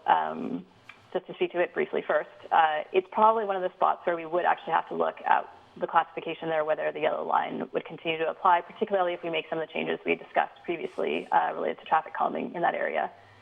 And then as far as moving traffic over, honestly, the goal of this report was looking at safety and the relationship between speed and safety. We didn't so much consider any desire to pull people off the local roads and put them on the collectors. However, I think any speed limit reduction would have some of that effect. Whether going to 30 would have more effect than going to 40, I would say likely. So that could be a secondary consequence of moving forward with this, which is actually a benefit as long as we're able to appropriately develop the active transportation infrastructure on the major collectors as discussed before. Go ahead, Councillor Herford. Sorry, thank you. And what sort of metric would you use for monitoring the pilot project? So we have traffic counters, and Keely's report identifies that we need probably at least one more to appropriately monitor this. These traffic counters, they aren't the speed boards that you see with the happy, sad face. These are just small things that record the volume and the speed of cars and traffic going by. So we would use this we have quite a bit of data already on the speeds that people are traveling on various routes around town, and we would use this to compare with, once we put this in place, what the speeds are during the 3-year pilot. So I think my point with that would be compliance is great, which is essentially what you've just described. But to me, the compliance is driven by a need for safety. So I want to make sure that we're measuring a safer, that we tie that together, because compliance doesn't mean safety. Nailing 50K an hour down the street, I'm complying, but am I being safe? I'd say probably not. And also, what's the term of a pilot project? Implies a term. So is there a length of time with that? And I suppose exit strategy, should pilot project not be able to go forward? Through the chair. So the pilot project would be have a 3-year term, as far as we know. And in terms of exit strategy, if we were not able to apply for the pilot project, or if it was delayed, or whatever, I think that through the staff research, this came up as a really excellent opportunity to avoid having to put a bunch of signs up around town. And that if it doesn't happen, then there are still other options as we've laid out in the other scenarios. So scenario 1, putting signage everywhere. Scenario 1A, conducting our own pilot project with one neighborhood, or scenario 4, which would be expanding our neighborhood way network. So there are other options, and any of those options would tend to be happening in 2021 anyways, so this would not delay us significantly. Sorry, I have one more. Yes, it's okay. Please go ahead. I'm following along with the rationale for the yellow line principle, and I'm noted challenges and probably others lurking in there somewhere. But I'm curious about pushing lower with those residential streets. And as I've been driving around town, and I look at the pace that I'm comfortable at on a residential street, and it's much closer to 30 than it is to 40, and it's certainly not 50. So I think I feel like we're going in the right direction, and I'd be interested in pushing further. Now, does that put us in a different category and make this our own pilot if that speed limit, if it was decided that lower end of that speed limit was different than 40? Through the chair, so just want to reiterate, perhaps it wasn't clear, this would still be our own pilot, but we would be able to share some resources. We have not been invited by the District of Squamish to join. They're sticking with folks on the Vancouver Island area, so it would still be a different pilot, our own, and that is definitely something that we could put together. It wouldn't change. I can't imagine it would change our pilot project too much, but there might be some different data and justifications that would need to be used to differentiate the 30 from 40. Go ahead, Councillor. I know I said one more, Councillor French, but I'm... I will humor you. Thank you, sir. I'm generally in support of going to 30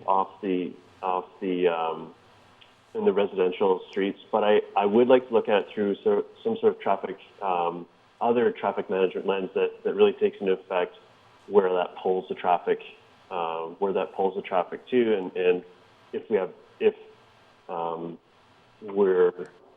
if those traffic experts would tell us that we're having some unintended consequences rather than just the overall compliance, and hopefully that's safety of the measures. So I'd like to know more about that aspect of it, but as I'm seeing it now, I see some benefits going that way. Anyways, thank you. Thanks, Councillor. I have Mayor Elliott, followed by Councillor Pettingill. Just to follow up on Councillor Herford's question, so can we access accident rates, or how would we keep track of near misses? Like, can we think of a way that we already get complaints from people about speed? We've certainly had some terrible accidents, but in order to measure safety, what sort of data is available to us easily about the safety of the roads once speeds are lower? Through the chair, so we can access the ICBC crash data. There's not tons of data for Squamish, so I'd have to have a good dig through that to make sure that would be an appropriate mechanism, but it is available to us. There are also such things as cameras that measure near misses, so that is, but usually they're used at an intersection, not around town, everywhere. So I'd have to look into whether or not that was a possibility. So I think either of those two are possible, but would require a bit more research. But could we engage the community in data gathering in terms of their own experience on the roads and sort of surveying at the beginning, the middle, and the end of the pilot kind of idea about their perceptions or their experiences? Like, have you experienced a near miss with a vehicle walking or biking in the last 3 months kind of idea? Like, is that possible within this so that we can assess perception?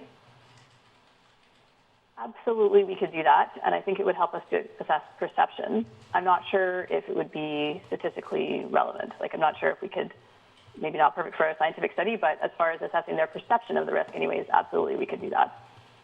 Yeah, I agree. We'd have to get, so many people in each neighborhood, and it'd be difficult to make it all sort of standard. But also, I think a lot of the feedback we get is not based on people's scientific analysis of whether the street is safe or not. It is their perception of the street. And so changing perception, I think, is an important part of this pilot process. I'm with a behavioral science background, I'm a big proponent of bringing people with us, and I'm a little nervous about the idea of going from 50 to 30 right away. But how many neighborhood ways do we have right now? We essentially have two that are, they make up a few different roads, but we have Cottonwood, Eagle Run, and then we have Hemlock in Valleycliff. So one might imagine we could add another neighborhood way so that we had one in the Highlands. And could we not study them in terms of compliance as part of our 40-kilometer speed reduction, monitor compliance on our neighborhood ways, and then we would actually be collecting data on two speeds at the same time and give us a really good sense of what happens with compliance on a 40-kilometer, and then where we've clearly signed the neighborhood ways. And I could imagine maybe Highlands Way North could be a neighborhood way in the short term. Then we would have 3 areas where we could measure compliance to that. And we could sort of kill 2 birds with 1 stone in our pilot project, and also give our community time to come with us on this journey. Is that possible, or does that blow our costs way out? Through the chair, just to make sure I understand, so you're suggesting going ahead with the yellow line pilot using 40 kilometers an hour, but at the same time also continuing to implement some more neighborhood ways, and in addition to the existing ones, and then monitor those as well. That absolutely would be possible, definitely, yes. Because we plan to implement more neighborhood ways anyways as part of the active transportation plan, and that plan is continuing to do that, and then, yes, we could do both. So we could get counters for the neighborhood ways as well as various counters for the 40, and then ostensibly our pilot is doing 2 things at once. But the majority of, we maintain some of our speed for transit, we reduce the adjustment for the majority of people, but we get great data from 2 different zones, speed zones, rather than 1. Absolutely, yeah. Thank you, Mary Elliott. Councillor Pettingill is next, and Councillor Stoner, you're on deck. Thank you. All this discussion is making me wonder if is there a difference in going to 40 or 30 in terms of other forms of vehicles we might be able to enable on our roads? And I'm imagining if the neighborhoods went to 30, could we comfortably allow 6-person electric golf carts to be on the streets? And I imagine the neighborhood, in exchange for some muffins or 50 cents, you sort of zip your neighbors around the neighborhood, and then you get to the bus on the highway, and there's more buses along the highway, and that's how you get more quickly from neighborhood to neighborhood. But within the neighborhood, it's more community-driven. Do any of these sorts of possibilities open up with speed, or are we still kind of restricted no matter what the speeds are in neighborhoods? Through the chair, I'm so sorry, but I actually am not familiar with that particular part of the legislation, so I'm not going to be able to answer your question. I absolutely can get back to council with that answer, though, unless Chris happens to know that one, but I'm guessing he might not. I'm sorry, I don't have the answer. I will get back to you. Ms. Kidner, yes? Through the chair, there was the NVA's first pilot study applications under the new part that is allowing pilot studies was looking at micromobility, so that it might be a place to look and see how, I'm not sure the correlation or anything to do with speed, how speed relates to that, but there was some testing of micromobility devices, so like e-scooters and skateboards and things like that on streets. Mr. Wickham, do you have an additional thought? Only that the other vehicles would need to be street legal, not necessarily the micro-mobility, that blurs a line, but golf carts, etc., would need to be street legal. I believe we already have a clause in our bylaw allowing low-speed vehicles on our streets. That's a vague memory from reviewing it about a year ago, but I think you'll find it's already in there. Great. Thank you. Councillor Stoner.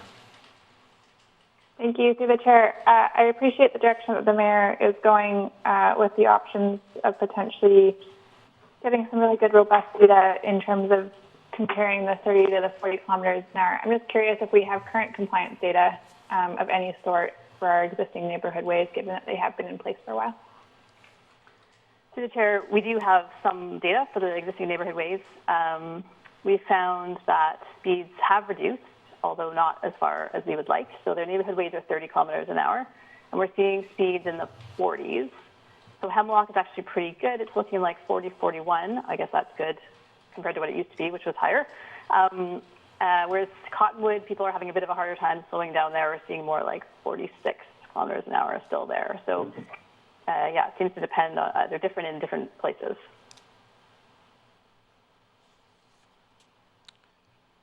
Great.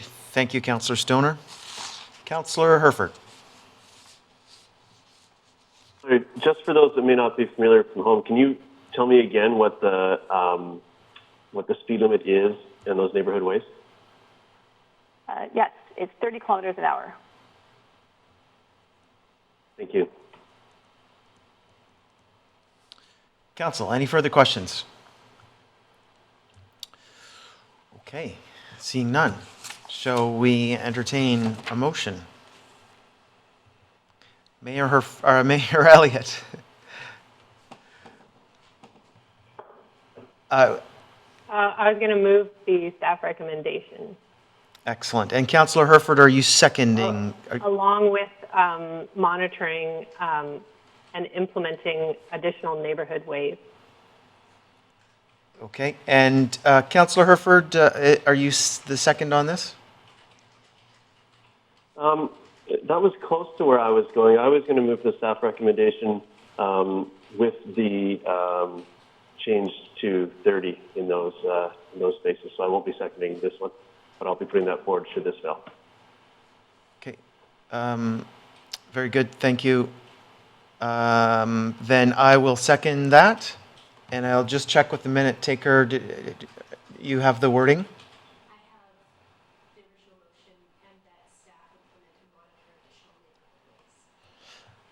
Okay, Mayor Elliott, you wouldn't have heard that. And that staff monitor, implement and monitor additional neighborhood ways. That captures it? Existing and additional neighborhood ways.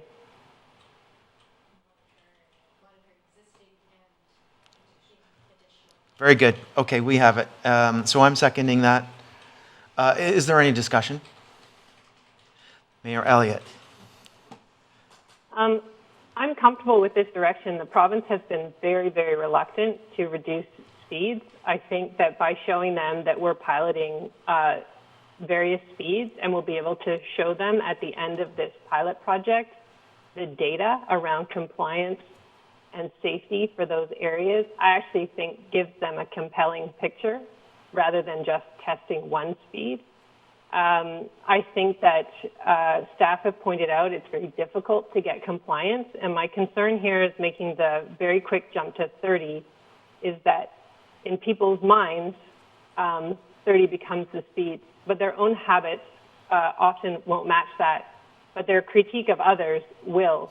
And I'm worried that we will inflame tension in the community because we simply do not have the resources to be everywhere at once to ensure compliance. And so I think providing a step-by-step way in which that we can encourage education, we start to get that compliance because people are behind people that are actually doing the speed limit and therefore they slow down, gives everyone an opportunity to adjust without necessarily creating frustration. I think that it is the best of both worlds and allows people to perhaps change their driving habits to access collector roads rather than cutting through quieter neighborhoods. But I think, to me, we will give the province a much more compelling set of data than a community that's just testing one lower speed. Thanks. Thank you. I saw hands from Councillor Herford and Councillor Race. Councillor Anderson, did I see your hand there too? Yes, I did. Okay, go ahead, Councillor Herford. Thank you. I appreciate this initiative, and I do like and I do appreciate the extra data points that it could generate. I was really hoping to see this push a bit further. I don't think this change is dramatic enough. I think we have a more urgent issue than the proposal really addresses, and I won't be supporting this one at that time, as I'd like to push this further. Thank you. Councillor Race. Thank you. I will support this because I think we want to move generally in this direction. I have a couple of concerns about it. One is this yellow line concept, and I guess I just have to see how it works out. But the idea of educating the entire public to one speed on the road with and one speed on the road without, to me is fraught with difficulty, especially when you consider visitors to the area and people that come from other jurisdictions where they may not have that system. So I'm concerned about that aspect of it. My largest concern, though, is with respect to this collector road concept. And looking at the Highlands, which I understand is just an example, but it's probably other places in the community as well, I would want to try to minimize any areas with different speed limits. In other words, I think it'll be simpler if we had one speed limit. And collector roads, when I look at the collector roads, the concept for me is you have a road which will handle not just speed, but volume compared to other roads and is more appropriate for increased volume from the people getting from one place to another. But that, to me, does not necessarily mean you have to go at a higher speed. And when I look at some of the collector roads, just in the Highlands, for example, and I'm sure there's other examples in the community, a lot of those collector roads are residential. They have driveways opening up onto them. They have kids playing on them or trying to. They don't have sidewalks. They have people on bikes and all the other things that kids use. So they're just as much a problem as the neighborhood street that doesn't have all of the traffic, but still might experience a higher speed. So I think, I can see some roads, I don't want to get too prescriptive, but I can see some roads in the community may be appropriate for a special status and maybe a slightly different speed limit. But I think when you go into a neighborhood, and our neighborhoods are fairly compartmentalized, I think it would be an advantage to have just one speed limit for the collector roads as well as the side roads. For that reason, I'm not pushing for 30K at the moment, and we have school zones for 30K, and those are obviously very sensitive areas. But I think if we could get the community down to 40K in these other roads, that would be a good first step. And so I'll hold off on the 30K for a while and work with this project. Thank you. Thank you, Councillor Race.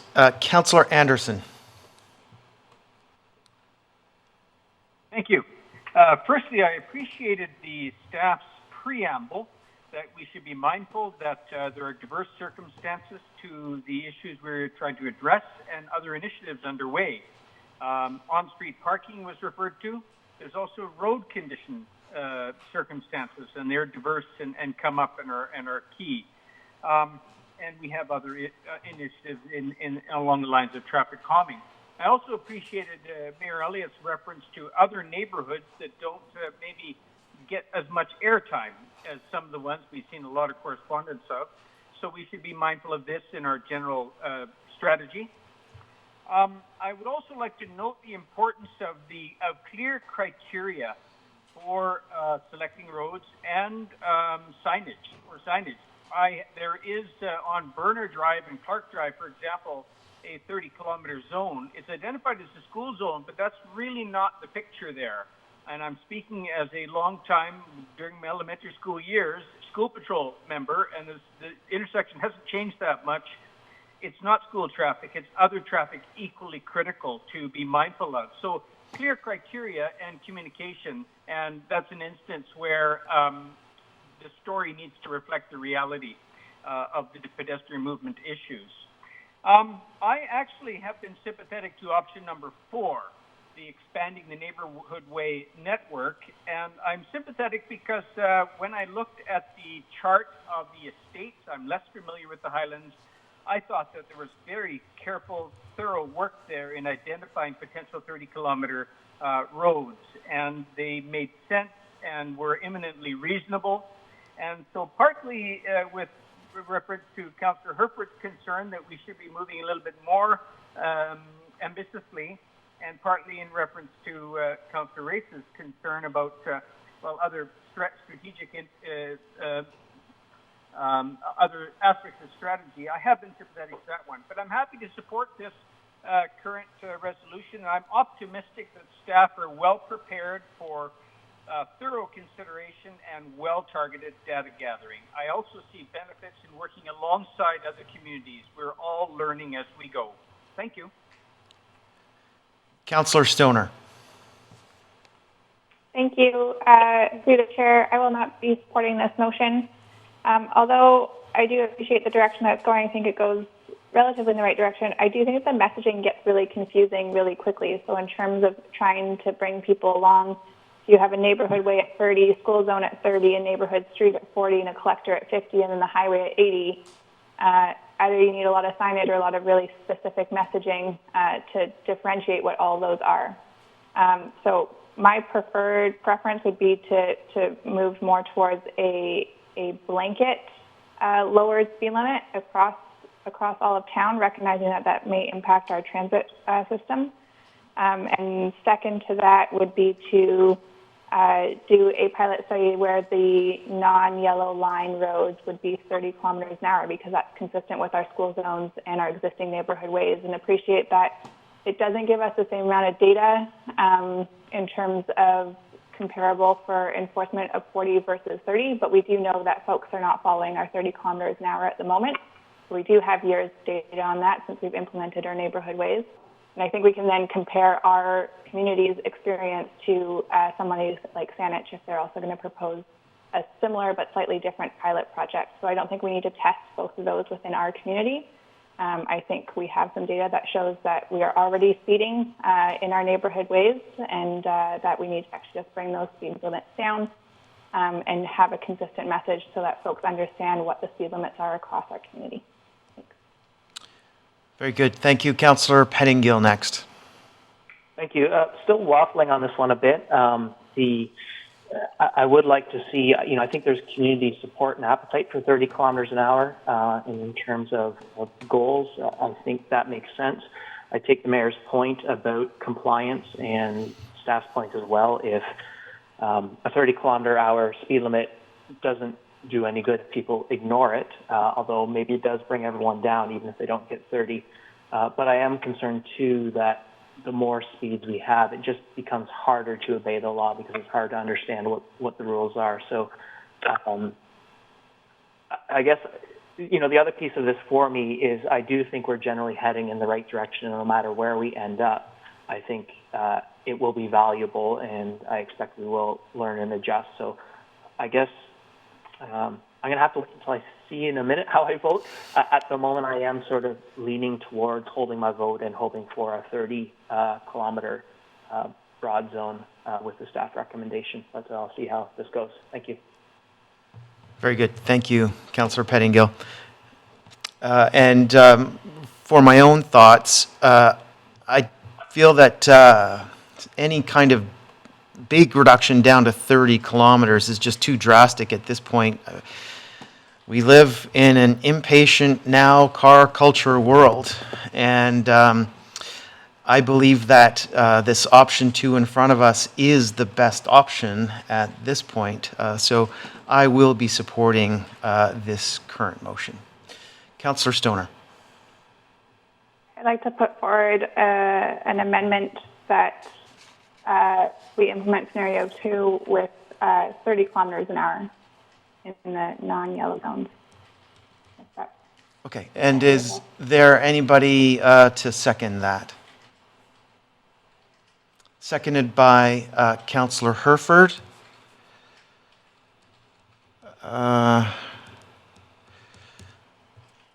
So discussion on the motion, Councillor Race. Yeah, just on the amendment, I'm not going to support this because I think I'm leaning more towards the blanket speed limit in the community off the highway, and apart from maybe very select roads. And I think 30 would be too slow for that. I don't think there's a possibility of that. So I think I would rather start with 40 on all these roads because I appreciate jumping back and forth between different speed limits and conclusions, and that can cause. So I would rather stay with 40 and move hopefully towards fewer exceptions to 40 rather than go to a lower limit for some roads. We will not support the amendment. Councillor Stoner. Yeah, speaking to the amendment, with all respect to Councillor Race, I think that is why I'm putting forward this motion or the amendment is to try and negate having 4 different speed zones across our neighborhoods as opposed to 3. In my previous list, we had neighborhood ways, school zones, neighborhood streets, collector roads. I forgot playgrounds, which have different operating hours than school zones, but are also 30 kilometers an hour. And so from my perspective, moving to maintaining the 50 kilometers on the collector roads and then all neighborhood streets becoming 30 kilometers an hour, it just becomes a clearer message for drivers. And I think that's important as we move in this direction. Mayor Elliott.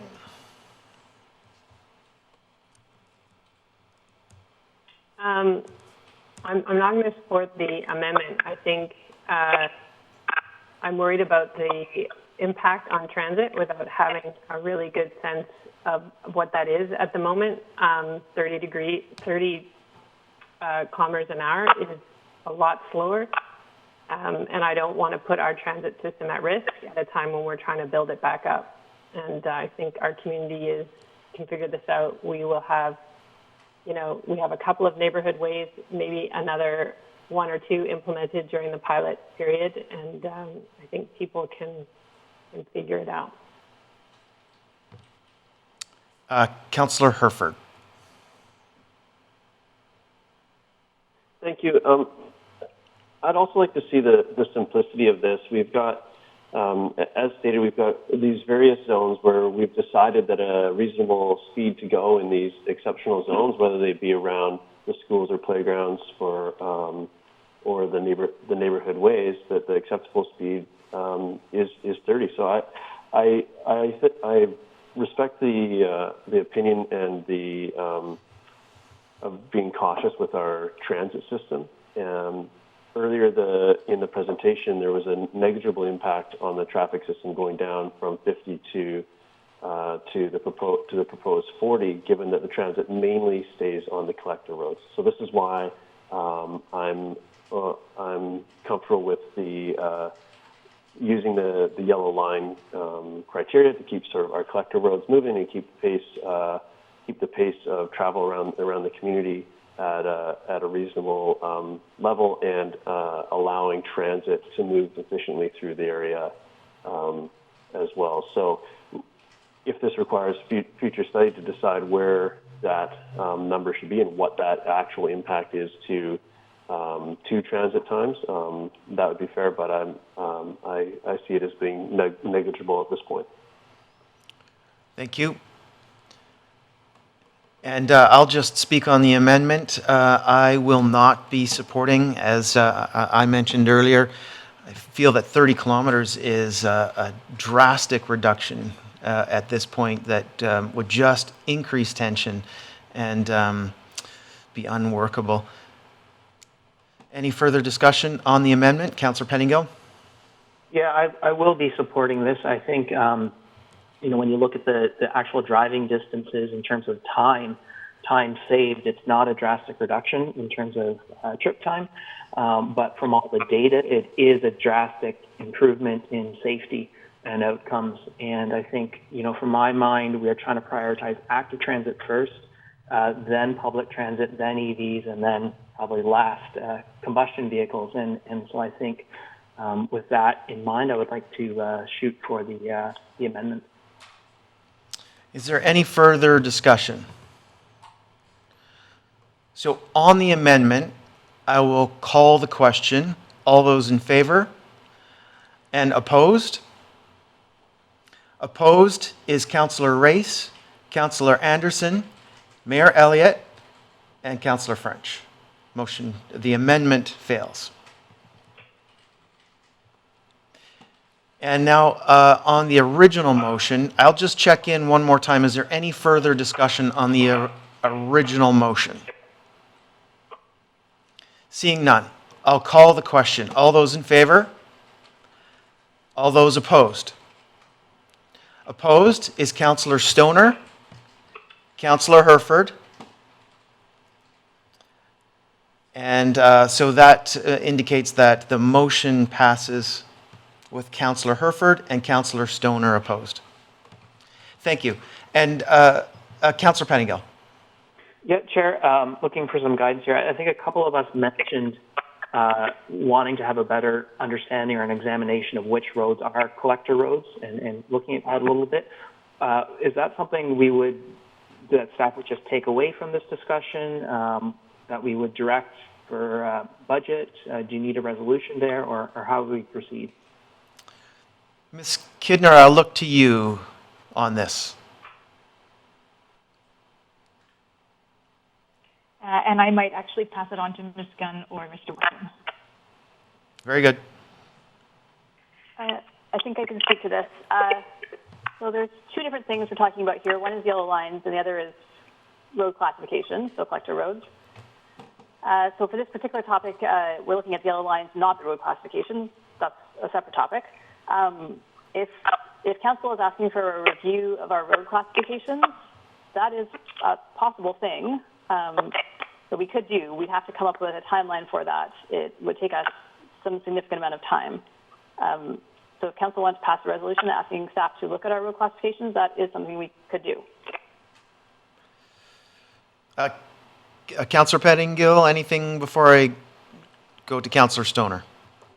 I'd like to hear what Councillor Stoner has. Councillor Stoner, please.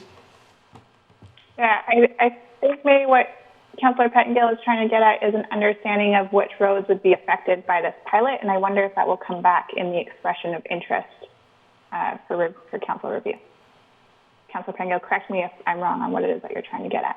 Actually, no, I was looking at that other project, not wanting to direct staff to start it, but an understanding of what's involved. And so maybe it's a request that this come back as part of our budget so we can understand that reclassification of collector roads possibly.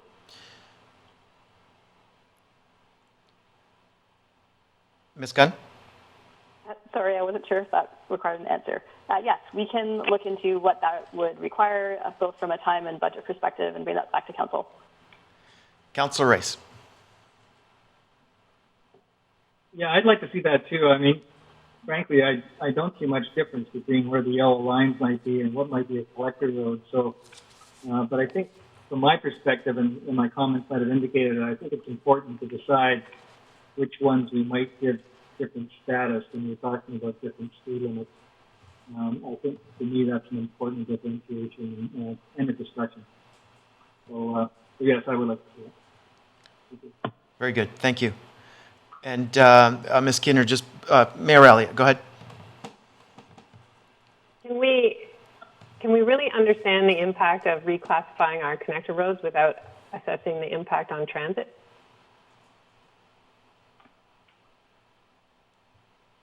Like, we could do a project to reclassify the roads, but unless you also understand what the impact is on transit and the investment we would need to make there to maintain service levels or increase them, you would be making a decision on roads that impacts a whole other part of the budget. So you would have to include in the project at least some money to do that work, correct? Absolutely, I agree. Yeah, There's a number of considerations that would be included in a review like this, and transit would absolutely be one of them. Okay, thanks. Perfect. Okay. So no additional resolutions, no additional motions required. Ms. Kidner, thank you very much for bringing this discussion to us and the great work that you and the rest of the team did on this report. And I'll move now to our next item. Which is a recess. Yay. So we are scheduled to recess until 2:45. So please be back with us at 2:45 following our recess. And thank you. We are back now to our Committee of the Whole meeting. Thank you, Councillor Anderson. And the next item is under staff reports, number 3, community conversations. And Mayor Elliott, am I starting with you, or is Ms. Glenday going to start us off on this conversation? Ms. Glenday. Very good. Our Chief Administrative Officer, Ms. Glenday, take it away. Thank you very much. Good afternoon, Council. This afternoon, I will be presenting on projects that we're hoping that Council will endorse around engaging the community in conversations around the recovery and building back from the COVID response. I'm relying on legislative services here to bring up my presentation, so we can just wait for that.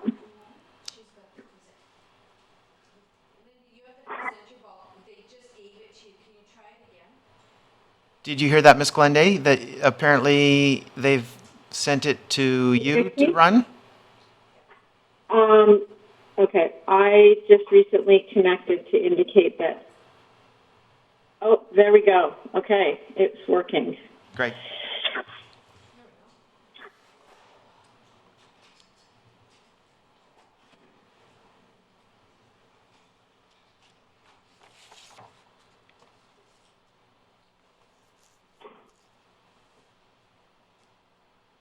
Okay. Ms. Glenday? Yeah? Please hit duplicate mode. We're seeing under display settings, duplicate mode. Yeah. We just don't quite have the correct display at our end. Okay.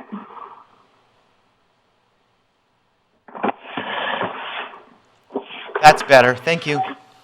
Okay, you're welcome.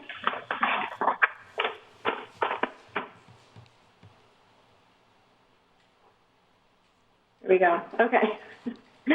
Thank you, and thank you for your patience with the technology. So as mentioned, we're proposing working with the mayor and council to engage with community around building back better in terms of the community's response and building resiliency for the future with the community through some engagement mechanisms that we'll get into in more detail. We've heard the term building back better in a number of different scenarios and is a very appropriate theme. So the objective of this proposed project is really to create a community-defined path forward through the current pandemic and then beyond COVID.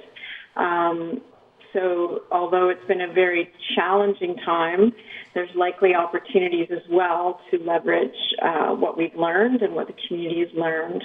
So how we would do that is through public engagement opportunities, and the purpose would be to seek input, wisdom, learning from the community, and of course including the principles around equity, diversion, and inclusion. So while there has been heartbreak and financial turmoil, the stories we've heard of resilience, reflection, and of finding new ways forward throughout the community have been quite uplifting. And at the same time, organizations and individuals are challenging themselves to look introspectively and respond to the impassioned call to action to address overall equity, inclusion, and diversity in all corners of our society. And these are the things that we want to leverage through our community engagement.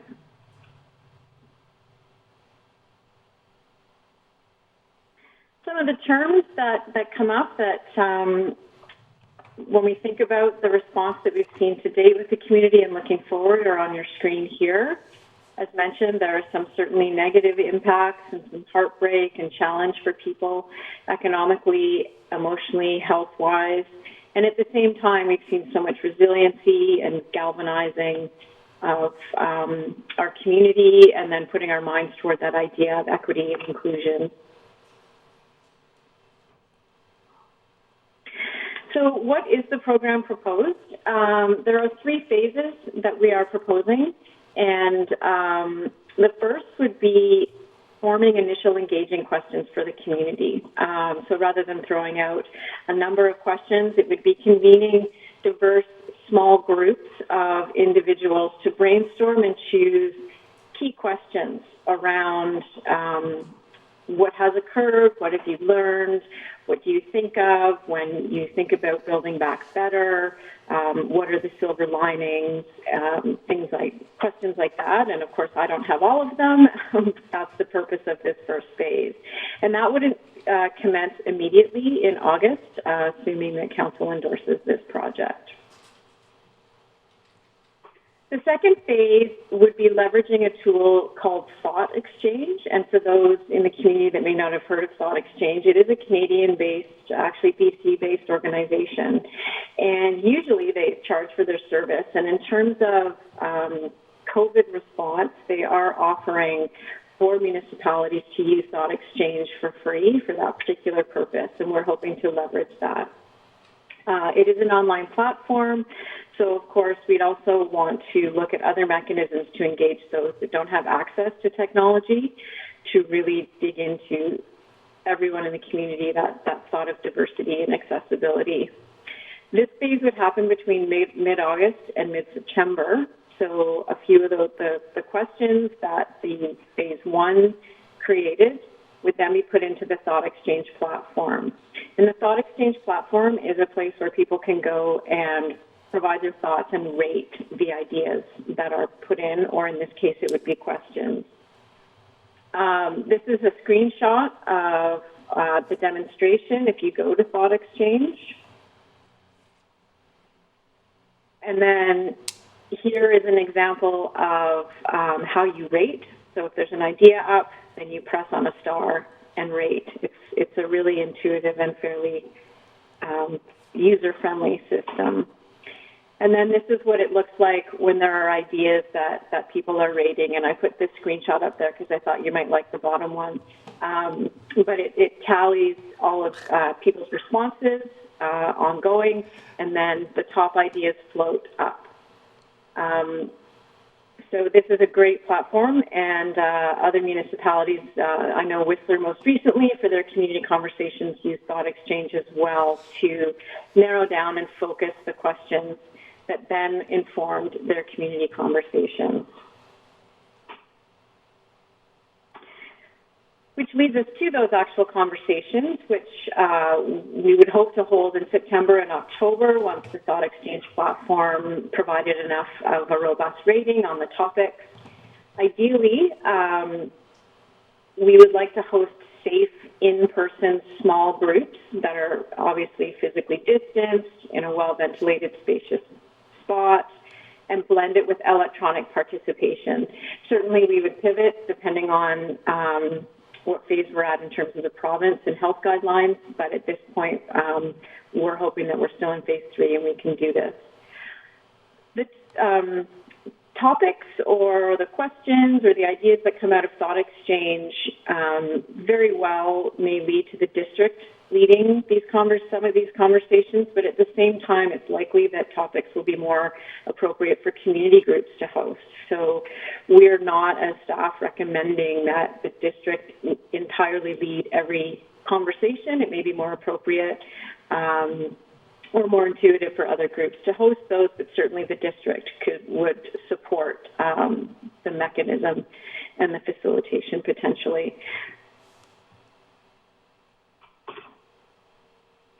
The outcome that we are hoping for would be goal statements and or principles and actions that would forge the community's path forward. And again, in terms of those actions, some may be directly district-led going forward. Others may and very well likely will be community group-led or other agency-led. So this is a community outcome and goal statements, not strictly what the district will be doing. It's more broad than that.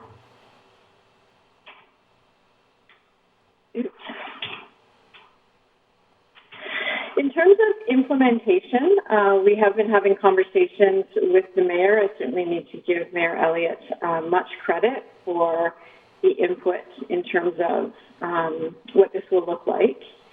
Our communications department, led by Christina Moore, will be supporting the project. And there is a professional facilitator that we have worked with in the past that we have reached out to. We've been really happy with the work that she's done with us. And should council endorse this project, we also need a resolution. Ideally, what we'd like to do is sole source this individual for a number of reasons. One, this person's background with the district and previous work, her relevant skill set, and then also the urgency with which we want to start this project. So again, we would need a motion for council to enable us to sole source that. There is budget. The mayor's public relations budget is approximately $20,000. We don't plan to spend all of it, but we will come back to council once we have more of a robust proposal from the facilitator with the actual proposal number for the budget. This is the recommendation in terms of the project itself, and as I just mentioned, we would need a second recommendation to sole source the facilitator. And with that, I'll turn it over to council for questions. Council, questions?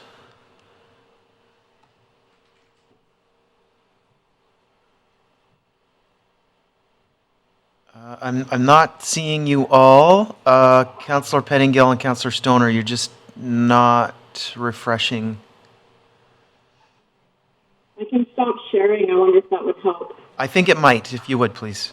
Councillor Pettingill, I see your hand. Councillor Anderson, followed by Councillor Stoner. I hope I'm not jumping ahead here. I'm just wondering if I can get clarification on what exactly sole sourcing means. Mm-hmm. Certainly. Thank you for the question. Through our purchasing policy, any work or invoice that will exceed $5,000 needs requests for quotes, and as it scales up to prices, we need requests for proposals. And in this case, we're asking council to endorse us to spend more than $5,000 on someone without going through that process. Thank you, Councillor Pettingill. Councillor Anderson with Councillor Stoner on deck.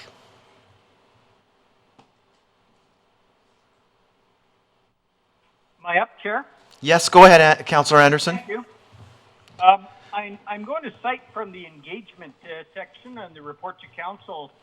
It's placed in a collaborate level on the IAP2 spectrum through involving citizens in the development of options for further discussion, inviting them to help formulate the next steps moving forward.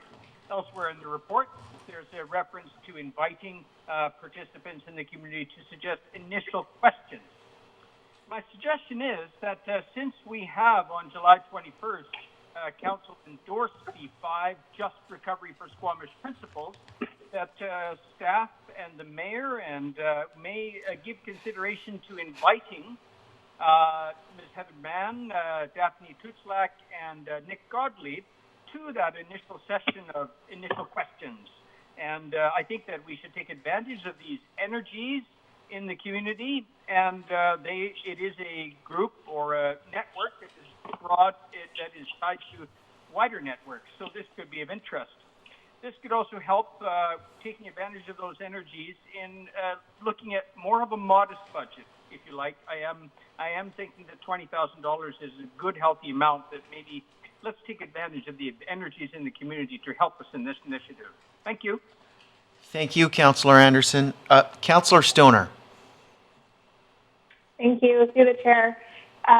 It's great to see this come forward. I think that this is a really important next step for our community as a whole to reflect on where we are in the middle of the global pandemic and what that means for us as a community. I think everybody has been very heightened in response mode and is perhaps getting into a bit of a fatigue mode. And my pessimistic view is that we'll go back into response mode come the fall. So I think that this is really important for our community to take stock, have these conversations with each other to take stock of what we've learned and then also what we want to move forward and how we want to move forward differently in a new normal. So I commend staff and the mayor for bringing this forward.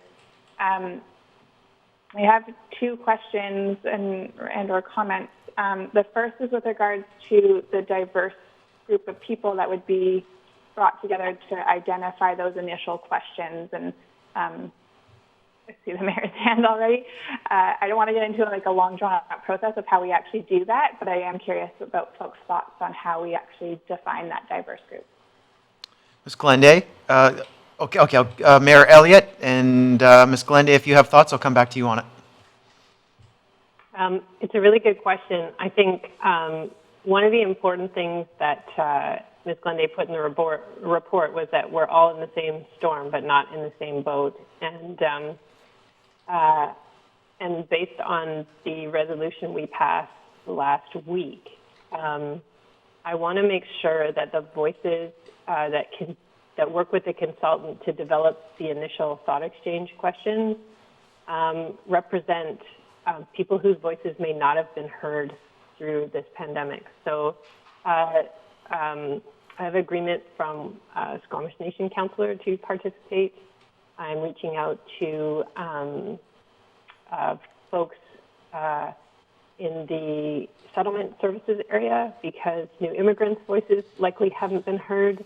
I will be talking with Maureen McKell and some of the other not-for-profit leaders to perhaps suggest some of their staff who have been on the front line of this that could really help contribute. And then just some average citizens, single moms, workers who may have lost their jobs. We're trying to find those people to really help formulate the questions so it's not coming from me or from staff, but from people who have lived this and in a different way than I might have. I live in a house where no one lost their job. So my experience of this pandemic has been very different from someone else's. So we want to get that diversity of backgrounds. I want some youth as part of that group as well. So I'm just trying to sort of look at that sense of diversity and inclusion in our community and try and raise some of those underrepresented voices so that they can help us formulate these questions and what the fall design might look like as we get information back from thought exchange. And I think that's why it's purposely a little bit vague in the report, is that we don't want to presuppose what this actually should look like. Maybe after the thought exchange, this group of people tells us that our engagement in the fall should look completely different than small group conversations. And I want this process to be open to that. If our community wants to send us in a different direction, then let's follow that energy. But hopefully that helps. Councillor Stoner? Oh, Ms. Glenday, I did say I would check in with you. Go ahead. Thank you, Chair. I don't have anything to add specifically around the message for the diverse group. Thank you, Mayor Elliott. But I do need to give credit. Our communications manager, Christina Moore, helped create this report as well. And it was her fabulous writing that said, we're all in the same storm, not in the same boat. Okay. Credit where it's due. Thank you. Councillor Stoner. Thank you. And I think that is entirely put my concern to rest, and appreciate that it's vague for that reason. But I think it's just good to reiterate that in our statement here as we have this discussion. I'm so happy that thought and intention has gone into this. My one comment would be on the timeline for the thought exchange being open from mid-August to mid-September, and just consideration to push that back a little bit further, obviously depending on what September looks like. But we know that schools will be going back, and if we want youth to engage, September is likely to look fairly crazy for lots of folks. And so I know I'm continuously struggling just generally in terms of the amount of outreach and engagement that we try to do at the district and how to keep people engaged with the various things that we are always engaging on, and knowing that people's bandwidths are fairly narrow. And so I think the more time we can keep that open, the more likely we may be able to get some more robust feedback. But thanks again for bringing this forward. Thank you, Councillor Stoner. Council, anybody else? I have two questions, so I'll go ahead with mine. I got a little bit of a sense from earlier discussion about the number of people that could be envisioned for this. It sounds like it's a bit more than 5 or 6. Could it be in the range of 20 to 30, or is that number sounding a little highish? Mayor Elliott. It's less than 20. Excellent. And then my follow-up question is, how would this group be convened? I'm guessing we're probably not talking in-person meetings, and we would continue to do video conferences. Is that the thought? Most likely. Okay. Very good. And then, yes. And the facilitator we're thinking of has been doing facilitation over the last 6 months virtually, and so has ideas about ways to make it a more personal experience. But yes, virtually. Very good. Councillor Herford, and then Councillor Stoner. Thank you. I love this initiative, and I'm supportive of the direction. I think this is great. I would like to know a little bit more about this on the sole sourcing side. I know that the mayor's communication budget is 20, and we need to approve anything over 5. So that gives me a window that we're in. Is this? So I'd like to get a better understanding of the number. That's a fair range, and I appreciate that last bit of context from the mayor as to the expertise of the consultants. But I suppose budget, and if we think that's enough to accomplish whatever that budget is that realistic to see this all the way through to its conclusion? Ms. Glenday. Thank you, through the chair. At this point, the answer is yes. Once we have a more specific and defined proposal, if it's not, we'll certainly let council know, but we are confident. And that's everything, Councillor Herford? Okay. Mayor Elliott, please. I think how the proposal is going to be built, Councillor Herford, is with a little bit of flexibility in mind because we're actually not trying to predict the outcome.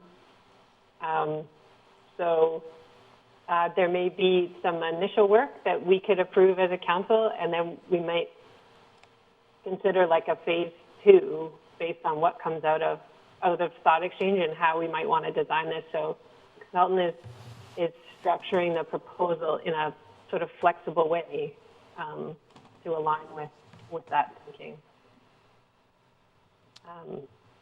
But not hoping to spend the whole amount, but thank you. If I could, I was curious about the, and I know that these contract awardees and sole sourcing, we need to be careful around the specifics of who it is. And I just would like to know more in the rationale around this particular consultant for the sole source. And I appreciate that there could be some actions that come out or some additional work that gets uncovered and we don't know the outcome. So I'm fine with that portion. I'm just trying to understand the sole sourcing bit to make sure that it's defendable. Thank you. Very good. Thank you, Councillor Herford. Councillor Rice, I see your hand, and I have Councillor Stoner up next.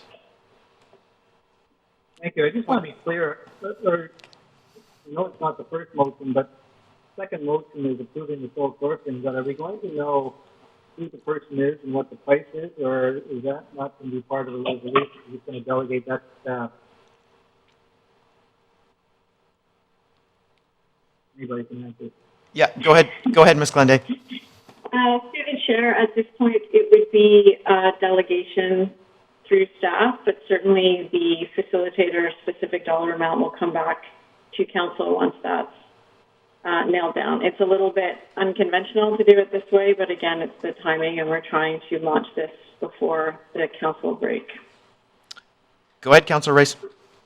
But when you say come back, I take it then it can come back to us until September, but this person might start in August? Correct. So ultimately, we'll just confirm it. It'll be made public at that time. Yeah, I was thinking more to come back with an update so that council and the public know who it is and the dollar amount. But currently, the motion we need to engage in August, so it's a delegation. Thanks, sir. Thank you for your patience, Councillor Stoner. Oh, good. Thank you. Appreciate very much that this is led by the mayor. I'm just curious in terms of council's role in the initiative and or other engagement opportunities for council as a whole as we work through this sort of initiative. Mayor Elliott, please.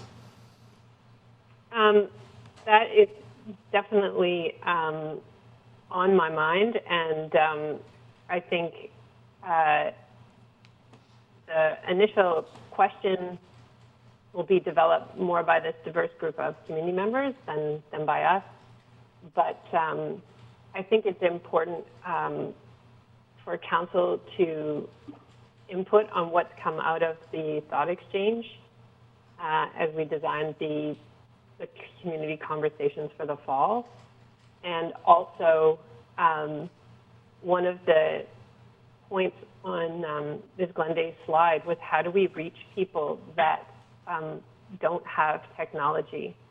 And so that means we need people to be available to be out in the community in a safe way to try and reach some of these folks and have a conversation. And so that is potentially a role for council to play there. And be part of the community conversations in the fall. So I think there's lots of windows there that just the details haven't been worked out yet. Great. And we'll just reiterate, happy to jump in wherever and whenever. I think that I see this as, although perhaps led by the mayor, a cohesive council initiative, and so happy to support wherever possible. Thank you. Council, any further questions? Okay, so I'll just contribute a couple of thoughts. I too like this initiative. I think it's very timely and has the potential to be very constructive. And the mystery of who our facilitator will be or could be intrigues me. And there are two names that pop immediately to my mind. And if one of these two people is the person that is being thought of, two thumbs up. Yeah, so I definitely support this. And just following up on Councillor Stoner's thought about council participation, I certainly see that us as council members could raise awareness amongst our own networks of the initiative to encourage participation in the community. And I too would be willing to help out with reaching out to people who don't necessarily have easy access to technology and would participate in more of an analog fashion. So with that, I'm just wondering, Mayor Elliott, do you have wording for a motion with regards to the sole source? I believe Ms. Glenday has the wording that she needs, and then the initial motion was at the end of the slide presentation. Yes. Councillor Stoner? I suspect we'll probably have to do them separately, so I'll move the first recommendation that the District of Squamish engage the community in a conversation to listen, learn, and capture what was learned during the challenges COVID-19 has presented in order to build the community back in a better, more equitable, resilient, and inclusive way. Okay, so Councillor Pettingill, you had your hand up at the same time as Councillor Stoner, and Councillor Herford, I see you. Are you looking to second the motion, Councillor Pettingill? Okay, so the motion comes from Councillor Stoner, seconded by Councillor Pettingill. Councillor Stoner, would you like to speak to the motion? I think I've said everything that I had to say, but I'm excited to see this move forward. And Councillor Herford, I saw your hand. Was that to second the motion, or do you have thoughts to share? That was to second the motion. I think the thoughts have been summed up around the table. Looking forward to seeing what comes from this. Thank you. Very good. And Councillor Pettingill on the motion? Yeah, thank you. I'm very happy to see the mayor and staff bringing this forward, and I think it's critical work to do right now. Just two thoughts I wanted to add. I think the Squamish Multi-Faith Association might be a key group to reach out to in terms of thinking of who should participate. And then also, I do see in terms of coping with COVID, focusing our energies on solutions, I think is a really important way for us to work through this constructively, aside from the benefits of figuring out the solutions in and of themselves. So, yeah, I'm very happy to support this. Very good. Is there any further discussion? I'll call the question. All those in favor? And all those opposed? Motion carries, unanimous. And Ms. Glenday, do you have wording for us for the sole source motion? I do. It's relatively simple, if council is okay with that. That the District of Squamish endorse the sole sourcing of the facilitation work for the Community Conversations project in 2020. And I'll just check with our note taker. Would you like that to be emailed? Ms. Glenday, is that possible that you could email it to, thank you.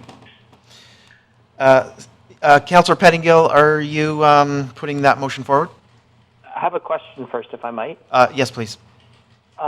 Is we've batted around some possible numbers. Is that the range of facilitation only, or is the facilitation piece a subset of the overall project budget? At this time, we anticipate that the facilitation is the majority of what would be spent for the project, and the rest would be internally led. Are there any other questions? And any further discussion? Councillors? I'll move it. Oh, yes, I guess we do need to move it before we... moved by Mayor Elliott, and Councillor Race, you're seconding that motion? And Mayor Elliott, would you like to speak to the motion? I appreciate Council's support of this project, and we'll work with staff to make sure that we bring back a reasonable update in September with the details. I know this is putting a little bit of the cart before the horse, and it's just been challenged by timelines and when I could turn my attention to this with staff. So I appreciate your flexibility in this regard. Excellent, thank you. Councillor Stoner, is that your hand? Half-hearted? Yeah, go ahead. Yeah, half-hearted. I don't want to overcomplicate the resolution and appreciate that there's a timeliness factor here, and part of this is just procedural, but I wonder if it would be in our due diligence just to add a maximum value to the sole source contract of up to $15,000, if that seems appropriate. I realize I'm going to ask a question of staff in the middle of a resolution, but I think I would feel more comfortable with that, recognizing just that we're doing this in a little bit of a backwards way.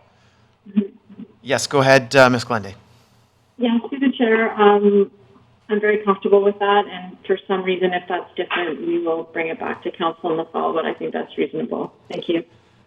Councillor Herford, just before I go to you, Mayor Elliott, will this work for you as the mover? We can amend the motion. I'll take that as a friendly amendment. Okay, and it would simply be... Add the words to a maximum of 15,000. Okay, we've got it. Very good. Councillor Herford. Thank you. That was going to be my question, whether we needed to do it as an amendment, but I'm happy with that friendly amendment, and we'll be supporting this motion with that taken into consideration. Is there any further discussion? Seeing none, I'll call the question. All those in favor?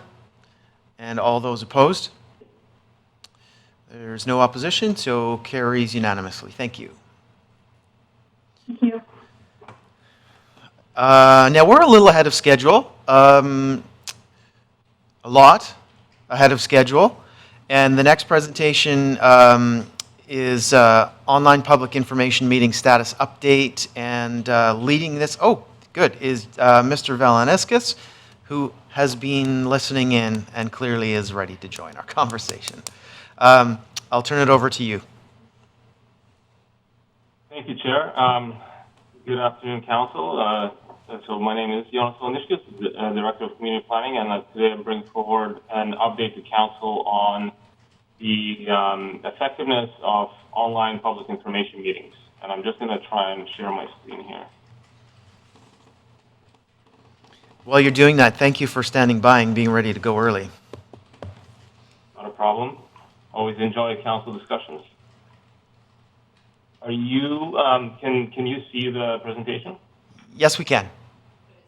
Perfect. But Mr. Velaniskis, it's in the, we need a mode change. We're seeing notes on the, there we go. That's better.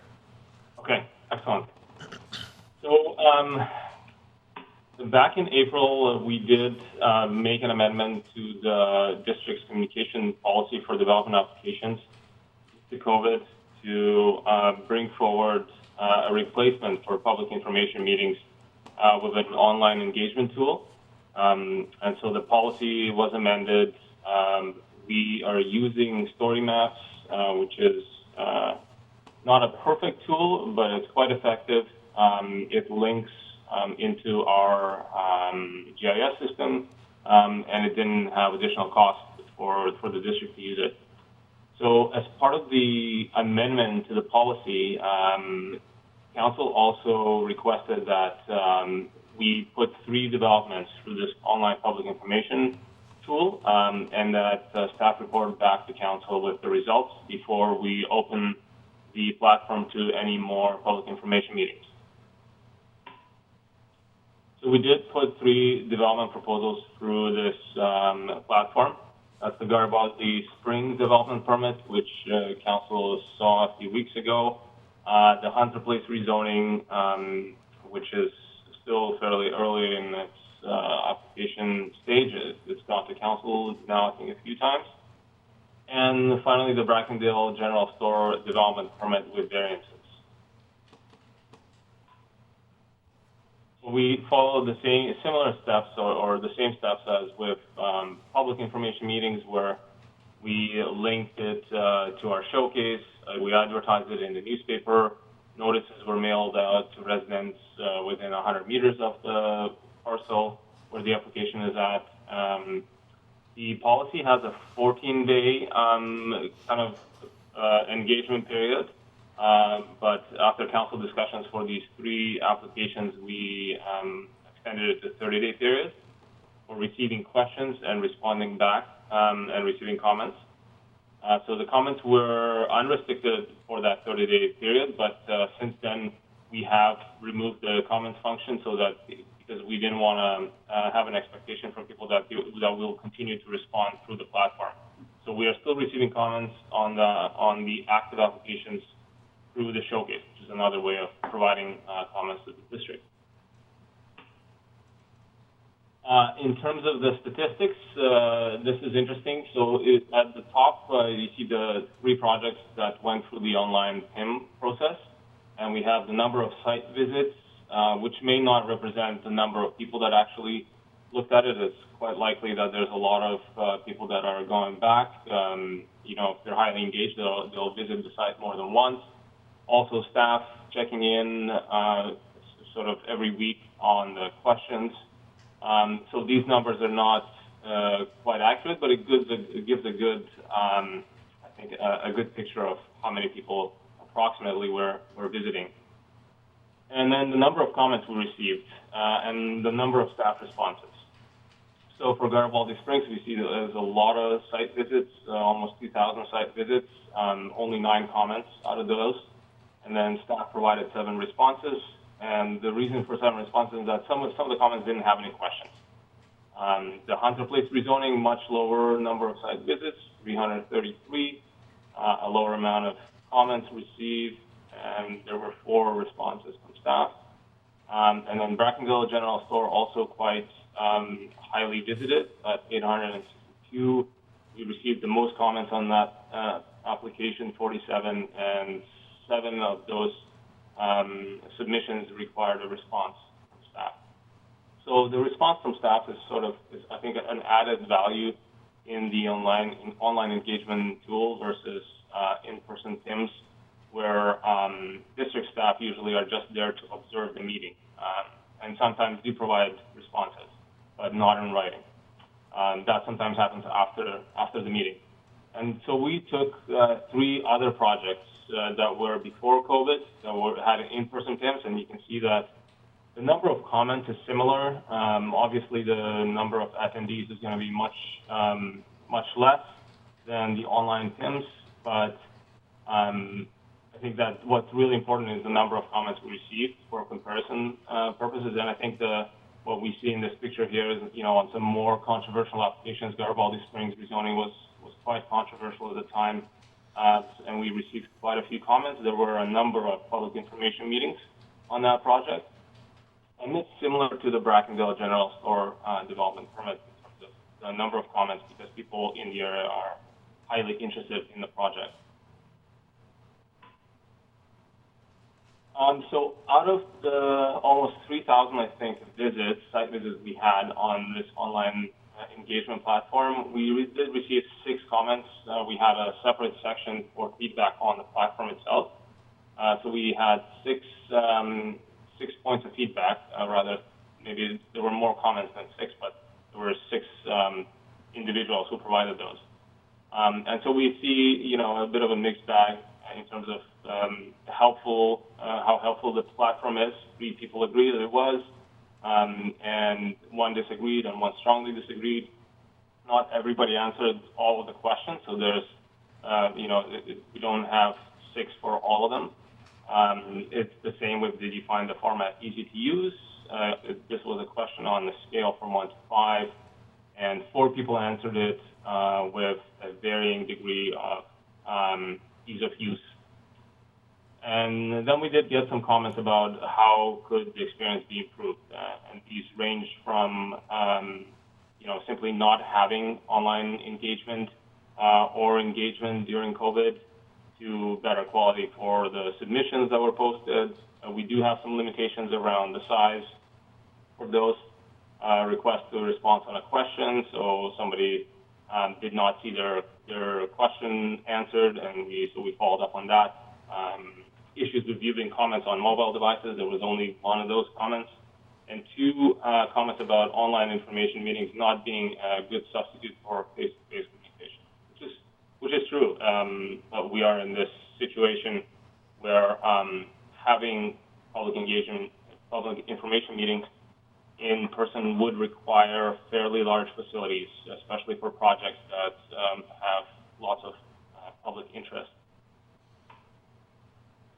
So here is my last slide, and it's just showing the policy that in red you see is the amendment that was done back in April. So I think at this point I can open it up to questions from council. We don't have a motion in front of council just because the direction from council back in April was to bring back a report of how it's going. So here we are. Thank you. Thank you, Mr. Velaniskis. And Mayor Elliott, I see your hand. Go ahead. Mr. Velaniskis, can we tell when people are on the page and they're looking at one of these developments, can we tell how long they're staying or whether they're just reading the material or whether they're watching any of the videos? Do we have that ability to run those kind of analytics? I think our ability is fairly limited. We may be able to tell how many people have watched the video because it's kind of an added platform to the story maps. But I think in terms of how much time people have spent, I'm not sure.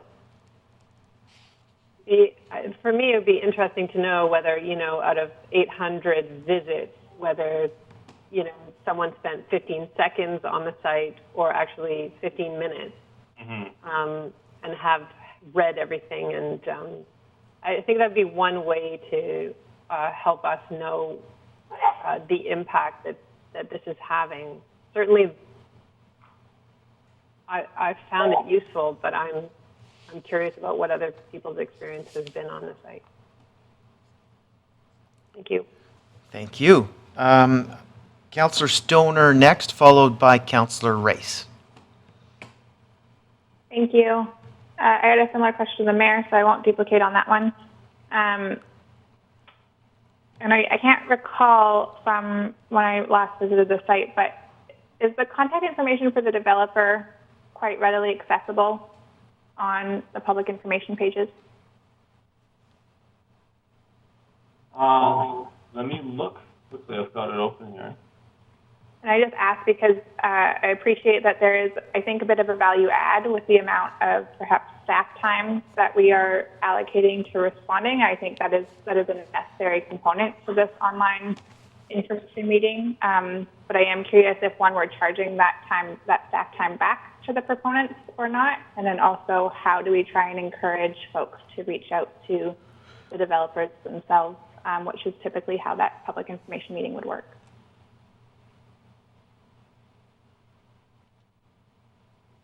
Yes, I'm just scrolling through the Brackendale store, and I don't see it apparent. So yeah, so far we've been sort of the gatekeepers on the communications through the platform, and we will forward if there's a question to a developer, we'll forward it to the developer. But I think if we continue to use this tool, it's certainly something that we can do.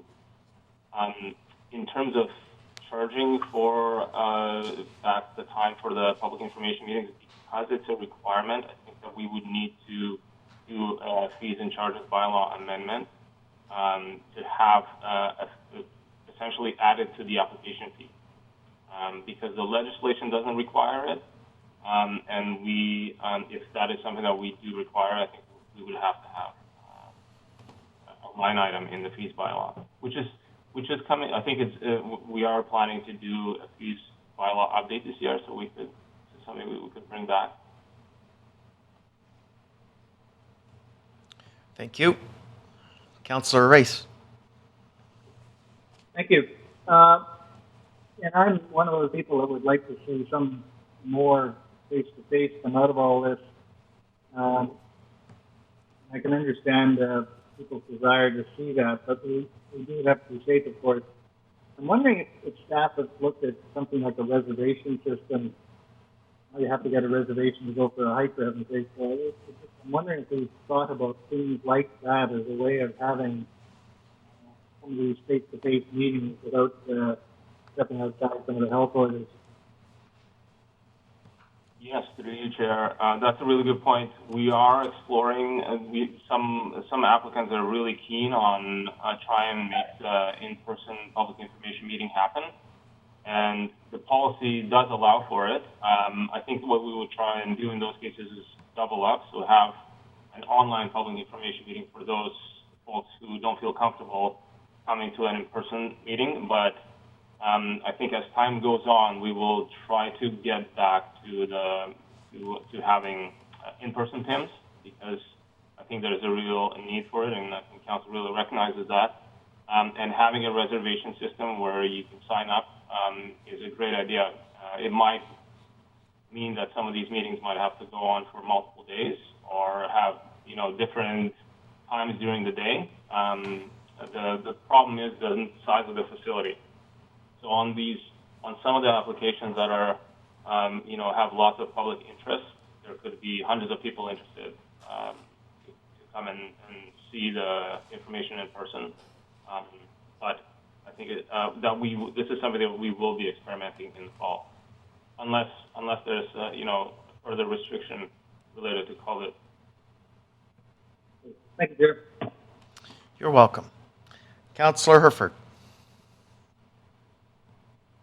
Thank you. Something that just came to mind in that exchange there was how do the comments get handled? I understand that staff's replying to some and is the gatekeeper, and I think your comment there, Jonas, was that you had forwarded some on to the developer. Did they get them all so they see the sort of the mood of the room as it would be in a normal public information hearing, or are we filtering the ones that we require a response to, and how has that part been working? Thank you for the question. Through you, Chair. All of the comments get posted on the platform.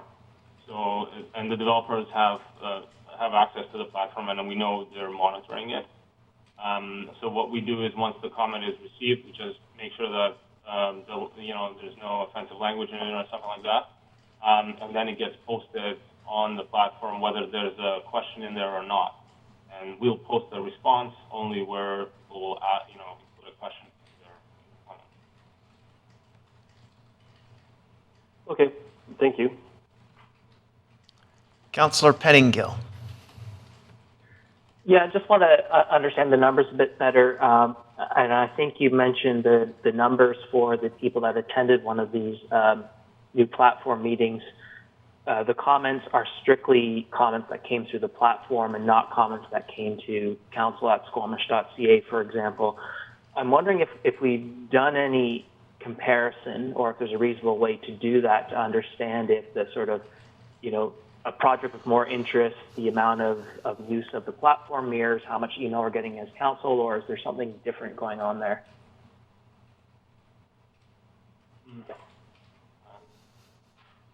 So just want to clarify the question. Are you referring to? I guess what I'm looking for, do we have any point of reference? We sort of have a data point. We compared old meetings on a different platform, but a constant has been council@squamish.ca that's been available in the same way throughout. And so, is there any sort of base point or something we can use for a comparison? And it may not be relevant to do so. I'm just wondering if it's something you've looked at. It's something that we could look at in terms of how many emails we get through the council email address versus our public information platform, and then we can certainly look at, pre-COVID and after COVID. Shouldn't be too difficult. We haven't done that yet. And I did just get a confirmation from staff that we cannot tell how long somebody spends on the platform. Excellent. We'll look into whether we can tell how many people have watched the video. Thanks for getting that. Mayor Elliott? To the proponent, so in the past, it was really clear that the project information meeting was proponent-led, and staff are there to support and take in the feedback and observe. And we've sort of changed that equation a little bit by providing the support, which is, I think, where Councillor Stoner's question comes from, which is the developer there? Like, can they contact them directly, or are they answering questions? Because technically, this is their job. And I worry about confusing that a little bit. Like, the PIM is for the developer to get feedback from the community. So there may be a way in which we need to look at the process a bit to elevate the responsibility of the developer in this, not just through paying fees, but through a presence. And my other question is, do they have to do a live WebEx, take a Q&A? For you, Chair, it's hard so what happens in an in-person PIM, staff are there to kind of monitor the interactions, and if the developer says something, we're there to moderate a little bit. So we're trying to do the same thing here. And it's really been an adjustment. So we kind of wanted to provide the safest way for people to receive the information. So we've been the filter between the developer and staff. I think that now we're going to start slowly transitioning on certain projects to in-person PIM as an addition to the online PIM, and that all goes back to the developer. But this is something we can look into, whether we can make developers more involved in this information process, because it is right now mostly on the district. The developer has to provide all the plans. They do the video. That's their big piece of responsibility. But the rest of it falls on us. Yeah, I just think that the technology exists for them because we can experiment with face-to-face information meetings, but there will be folks who will not feel like that is a safe option for them. But then their only other option then is to watch videos. They can't actually have a conversation with the developer. So I think our developers actually need to think about the way in which they want to support the conversation virtually as well, because you can see by the numbers that more people can actually access the information and do when they can do it from the comfort of their own home. We're going to hold a public hearing tonight. We'll have a moderator on the phone to help moderate the questions. And so it can be done, but, perhaps this way it's in a more controlled way, so it's over a number of nights and people sign up and then they get a link to the meeting, that sort of thing. But the technology exists, and I wouldn't want people to miss out if they were choosing virtually because that's a better option for them versus folks taking the risk and turning up in person. So I think whatever we do on one side, I think we have to match in the virtual world. Yes, the WebEx is something that we've thought about, but again, we would want to make sure it's consistent and easy to use for the public, and so we would inevitably would have to be involved in that process as well, either facilitating or moderating the discussion. And it's just so I know how much resources it's been taking for running these meetings, so it just adds more strain on our resources. Yeah, I think that's why you got the question around the fees and charges and what the developer's doing, because I think what I'm hearing from council is let's shift the balance back to the development community. There's a cost of doing business. We're feeling it here in all the multiple ways we need to deliver things differently right now, but they do too. And I don't want us to take on too much of this responsibility. Councillor Stoner. Yeah, I just want to clarify that point, and I feel like pre-COVID, in the in-person public information meetings, you mentioned, Mr. Velaniskis, that staff's role previously had been more of a support and observer role, that questions were answered by the developer, they led the engagement, they rented the space. Is that correct? Yes, that's correct. So I would like to push us in that direction where they would be responsible for figuring out what platform they want to use and making that information available, and staff can still call into that meeting and observe how the conversation goes. But I wouldn't expect staff to become a moderator of that conversation personally. And then subsequent to that, I think if we are able to get any staff on the number of views on the videos, that might be a good way to switch that out. So maybe we don't require video if the views are really low, but we require the developer to do an online information meeting on a virtual platform. Thank you, Councillor Stoner. So that is something that we can certainly explore. With in-person public information meetings, you know, we have certain standards in terms of where it is, we approve things. So I guess if we could look at, you know, having a selection of platforms that the developer could use that are vetted, that we know work, we can certainly look into that. Councillor Pettingill. Yeah, if we're in comments, I have a bit of a different perspective, actually. I really think in the context we're in, it's important that we own and control the platform. I think we should have expectations that the costs are covered by the developer. But I think in terms of supporting public engagement, if there's different web addresses and all kinds of things and different, even if it's similar working tools, there's always differences. And I think that just creates barriers for the public. So, you know, I like the idea of requiring a developer video or presentation. I can see us requiring, you know, 2 weekdays and 2 weekend days, the developer is there to answer questions moderated by staff with staff on the WebEx. And, you know, those costs should be in our fees, I think. And I think, you know, it does lend the developer credibility when the information is coming through a district-branded site.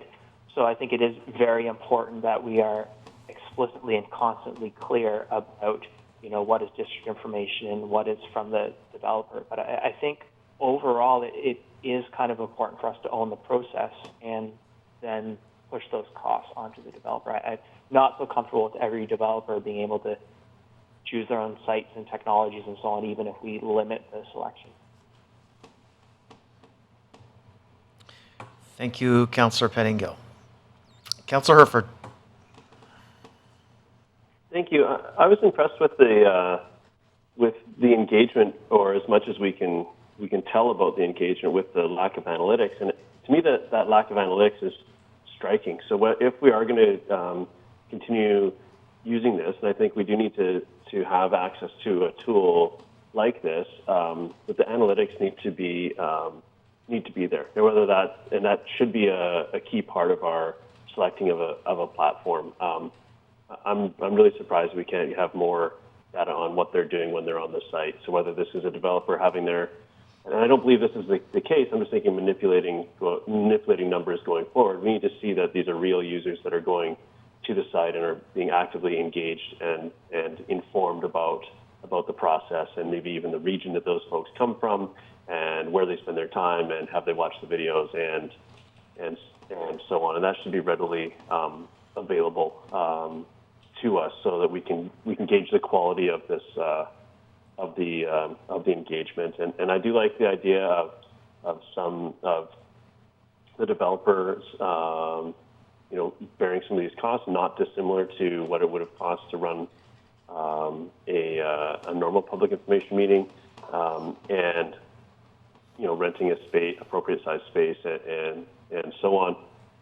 And I do think going forward that some hybrid model and some way to bridge to tie them together so they're not just run in their own silos, some crossover of the two, both the physical model and this online piece is where we should most likely need to get to, whether that's to transitioning into being back to the way that we used to do this with all in person.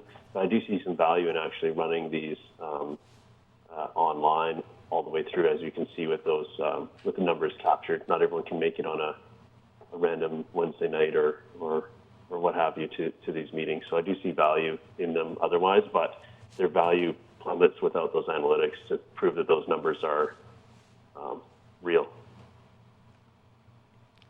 Thank you, Councillor Herford. Is there any more input, Council? Seeing none. Mr. Velaniskis, thank you very much for the presentation.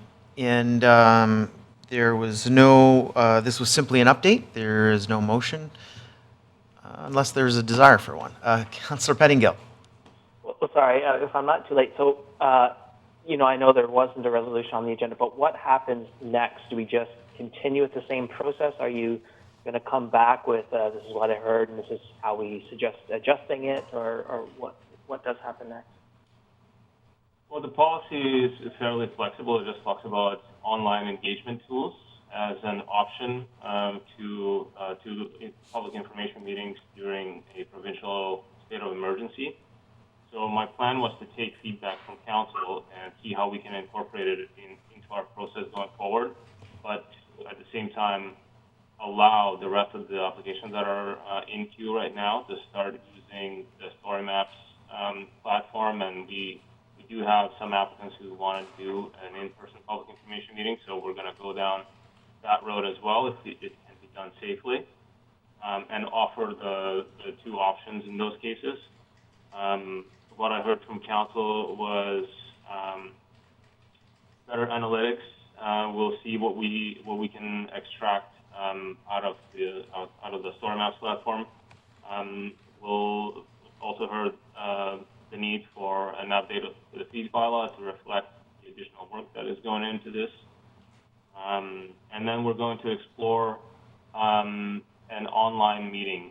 So right now it's just an online platform, and we can explore the possibility of WebEx or some other platform and see how we can put more onus on the developer to run these. It's a possibility. Great, thank you. Councillor Stoner, I saw your hand. I'll get to you in a moment. I'm hearing that Mr. Buxton has a thought to share. Go ahead.